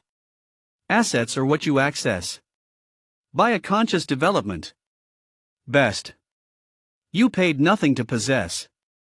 Talents purvey you a skill which displayed can earn daily bread. Like a baby nurtured, diamond shined. You can't leave it to rot. When you use it to help others, you set yourself apart. 59. Who invented the fire? By Okechukwu Okugo. The strongest thing in the world is fire. Its power has no antidote. Whatever it grips, it chars and turns to dust. Yet that destructive thing is so vital. Life without it wouldn't be entire. Who invented the blaze? Who was the first one to handle its hotness? I know someone stumbled onto the fire. Maybe trying to improvise against a freezing chill. Or stopping the people chewing bloody things. Imagine all the delicacies without fire. I must know who made the first fire by name. Who showed all it can do for us? I am feeling thankful. The only destructive thing without which life cannot be complete. 60. How do I grow? By Okechukwu Okugo. Make room for adjustments. Growth comes with its baggage. Faults accept. And learn from mistakes. Recurrent cycles of actions. Tradition. Become. Bad history should not repeat itself. And not think others we are better. To the pit of others our failures pin. Not fall. Smartness that's not. Appreciation. Helpful for growth. When we meditate on the helping hands others lend, and the little steps each we gain, thankful we become. People love being around appreciative people. From those who constantly complain and possess the eye that finds every fault. Recalcitrate. Dream your visions and know your goals. Privatize your own goals. When you fall, rise and walk. How far or near you are to your target depicts your rate of growth. Always cognize the bearing. But growth is infinite. There's always something to improve. 61. River blindness. By Okechukwu Okugo. Neglected tropical disease. Caused by worms. Transmitted through bites of blackflies. Repeatedly. Affect the skin and eyes. And cause the light to blot out. Throws an innocent victim into a preventable blight. It takes unawares. Lasts years before manifest. Watch out for skin changes, nodules or some coloration. Itching. The blindness when complete. Irreversible. From Brazil to Colombia, Yemen and Guatemala, Mexico to Venezuela, parts of sub-Sahara Africa, along rapidly flowing rivers. Billions afflicted. But the treatment is harsh. Take up to 10 or 15 ripened years. No drug or vaccine to prevent. But do not forget helpful insect killers or repellents. Use at prone places. 62. Gratitude. By Okechukwu Okugo. Thankfulness is key. It overshadows all manner of pains. Counting losses multiply agonies. There are more little good things happening To every one of us, daily, our minds gravitate towards blowing out of proportion every slight loss, many drowning in sorrow, with pains blinding to see the brightness of tomorrow. A reset of mindset is essential to maintain a positive attitude. Things cannot continue spinning bad eternally. None a pregnant Enugu bunquel flying overhead tell. Wipe tears when pains swell. Sanity to keep negativities in check comes by looking back and picking, one by one, those good things that silently spread. 63. My taste for meat led me to prison. By Okechukwu Okugo. I come from the lineage of great hunters. I am an Ogbuagu, meaning one that hunts down lions with bare hands. I inherited this trait and hunted all my life. A childhood friend, who left for the States many years ago. My long-lost friend extended me a hand to come and vacate in Kentucky from Nicarafi. One day, I wanted to prove I'm not a village champion. I have been driving in my hometown a long time to see the sceneries of the other side. I armed myself with my international driver's license, took my friend's locomotive and headed in a square, gazing in delight along the way. I was driving a path, suddenly saw a deer crossing. My hunting traits gripped me. I augmented and swerved, chased with my car. The poor animal leaped in the air to dodge. My mouth watered, imagining how I would send the grilled meat down with chilled ginger beer and some pepper sauce. Determined to make a kill, I knocked it down with my rearmost, and happy I repeated my ancestral feat. This faraway land, a great hunter is in their midst. I swore with some nod. I never knew it was my Waterloo. I held the antlers and put the kill in the boot. I had broken the law of the land. I headed straight home to report my valor. I will get the hail. Here comes the great lion hunter of Nicarafi Kingdom. My friend's facial contours looked like that of the Oxbow Lake, signaling a sure danger. All my elucidations falling apart. Without somnambulism, officers entered, standing at my back. Somehow, they spotted and followed. They outlined my crime. Kentucky had hunting restrictions. It is not the season to take deer with antlers. I cried aloud. When you go to a place, endeavor to know their ways. Now I am going to clutch the bars and waiting for my time. When I get home, I don't know how to tell what sent me to jail. My love for meat. 64. Hammerhead flatworms. By Okechukwu Okugo. Texas rains unleashed. Torrents of invasive scavengers. Hammerhead flatworms. In Dallas-Fort Worth. And vast areas. Capering head. Like half a moon. Slimy but mischievous. Looks blameless. But can swallow earthworm whole. Predators. A threat to humans, can wharf a gang of threatening parasites. When our lovely pets see as food and eat, they will get sick some days on their secretions. What would you do when you spot one? Never handle with bare hands. Never try to cut into pieces. If you do, you have multiplied them in quadruples. Each bit grows the funny head. If you must dispose, put them in sealed bags with salt and vinegar. Freeze overnight and report your find to Texas Invasive Species Institute. 65. The Dunbar Creek, Georgia. By Okechukwu Okugo. They were my kinspeople, coming from Igbo land. What they saw in the ship, the Wanderer, was horrific, and they imagined the more suffering when they docked at the Georgia coast. chained on the necks, hands, and feet. They cannot breathe. They saw money exchanging hands for their heads. And the torture voyage to continue. Down to St. Simon's Island.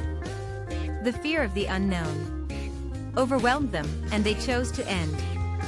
As a free people, into the river they jumped. 75 or thereabouts. All died in Dunbar River Creek, 1803. The historical site, known today as Igbo Landing in Georgia. We remember them to learn from our past. When we reflect on everything we did wrong, it helps us all see how we can straighten out. Reparations. Recompense or restitute for a positive future. 66. Corruption. By Okechukwu Okugo. I watched my grandfather, Okugo Nwaba, returning from Ogwi Akwo. Communal mill palm fruits were crushed to make palm oil. 7 feet tall, I inherited a short gene. Those days we planted cocoa and rice. Men go to the village square and wrestle. Not to impress beautiful village maidens, nor make the women flash their eyes. To spot masculine men with a proof of unwavering macho to defend their feminine interests. They used this traditional sport to select heads of the village warriors that defend the land. My grandfather was among the band of wrestlers. They called him Ozodimba, meaning gorilla, an expression we use to show one whose back never touches the dust in our championships. A dignified farmer who doesn't go to the grange wearing rags and looking dirty. On that sunny day, he was tying his Omu arrow, our traditional loincloth, dressing in a top of bright colors, reminding me of hippocampus bargibanti, pinkish in color. I saw this bold red stain spreading out on his chest. On the top, oil stain that darkens with age. I pointed my little fingers to draw attention, as if he never saw it that ruined his colors. He smiled and called my care. A little opportunity to instruct me, and started explaining how a little spot can make ugly a whole beautiful thing. He took me outside and pointed at the metal sheet of our rooftop corroding with rusts. Quickly he removed his top and started to blot out the stain. He let me know if allowed to enter the fabric and dry. Then it costs more to remove. I learned the science of galvanization, how metals protected from rusts. I wondered what he was trying to teach with such an insignificant thing. Finally, he let me know. The stain was how corruption starts, how bad things fester. But once you spot it, you don't allow it to get ingrained. As quickly as possible, get it blotted out. And other times, it is better to nip in the bud, galvanizing and never give room for rust to ever show its ugly face. 67. Long Story. By Okechukwu Okugo. Cut it short. When disagreements set in, it is a long story supposedly, not be a concordant harmony, as hard and long as it may be to recount.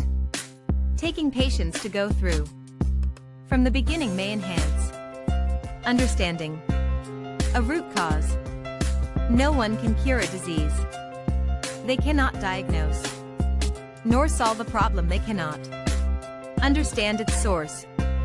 When a river is stained from the spring, the entire stream must be contaminated, but can easily be cleaned up if the dirt started along the course. 68. Pennies. By Okechukwu Okugo. The smallest unit of the currency is as important as the highest. If not found, ways to keep it circulating in people's hands. The cost of things little by little, thrust to stand on the tips of the baobab. 69. The Sun. By Okechukwu Okugo. The sun shines. The sun glows. But people wonder where she got her gleam. Yet far away beyond the reach of you and me, we see as though beneath our nose the small stone no one dares near. Else you get cooked if you dare try. Without her, no life gets supported. She cooks the earth's food and get us fed on her benevolence. The sun is awesome. Like the Black Queen, supporting her Ngola, mysterious little creature that had made many wondered for centuries, and bow, tremble, not knowing where she got the fire with which the bones dry.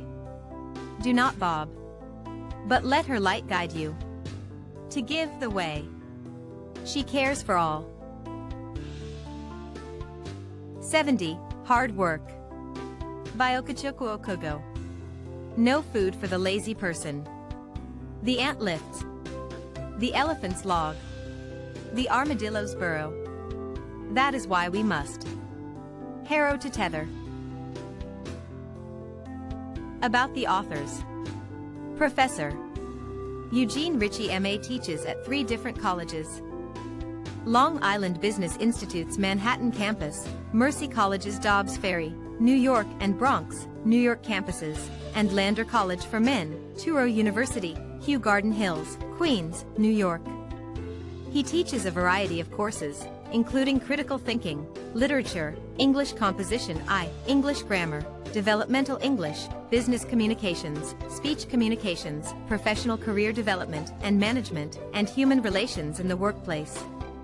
Professor Ritchie's primary career was as a corporate communicator at large corporations, including General Foods, now part of Kraft Foods, Steuben division of Corning Glass Works, Deloitte, KPMG, where he was the chairman speechwriter, and Pitney Bowes Corporation.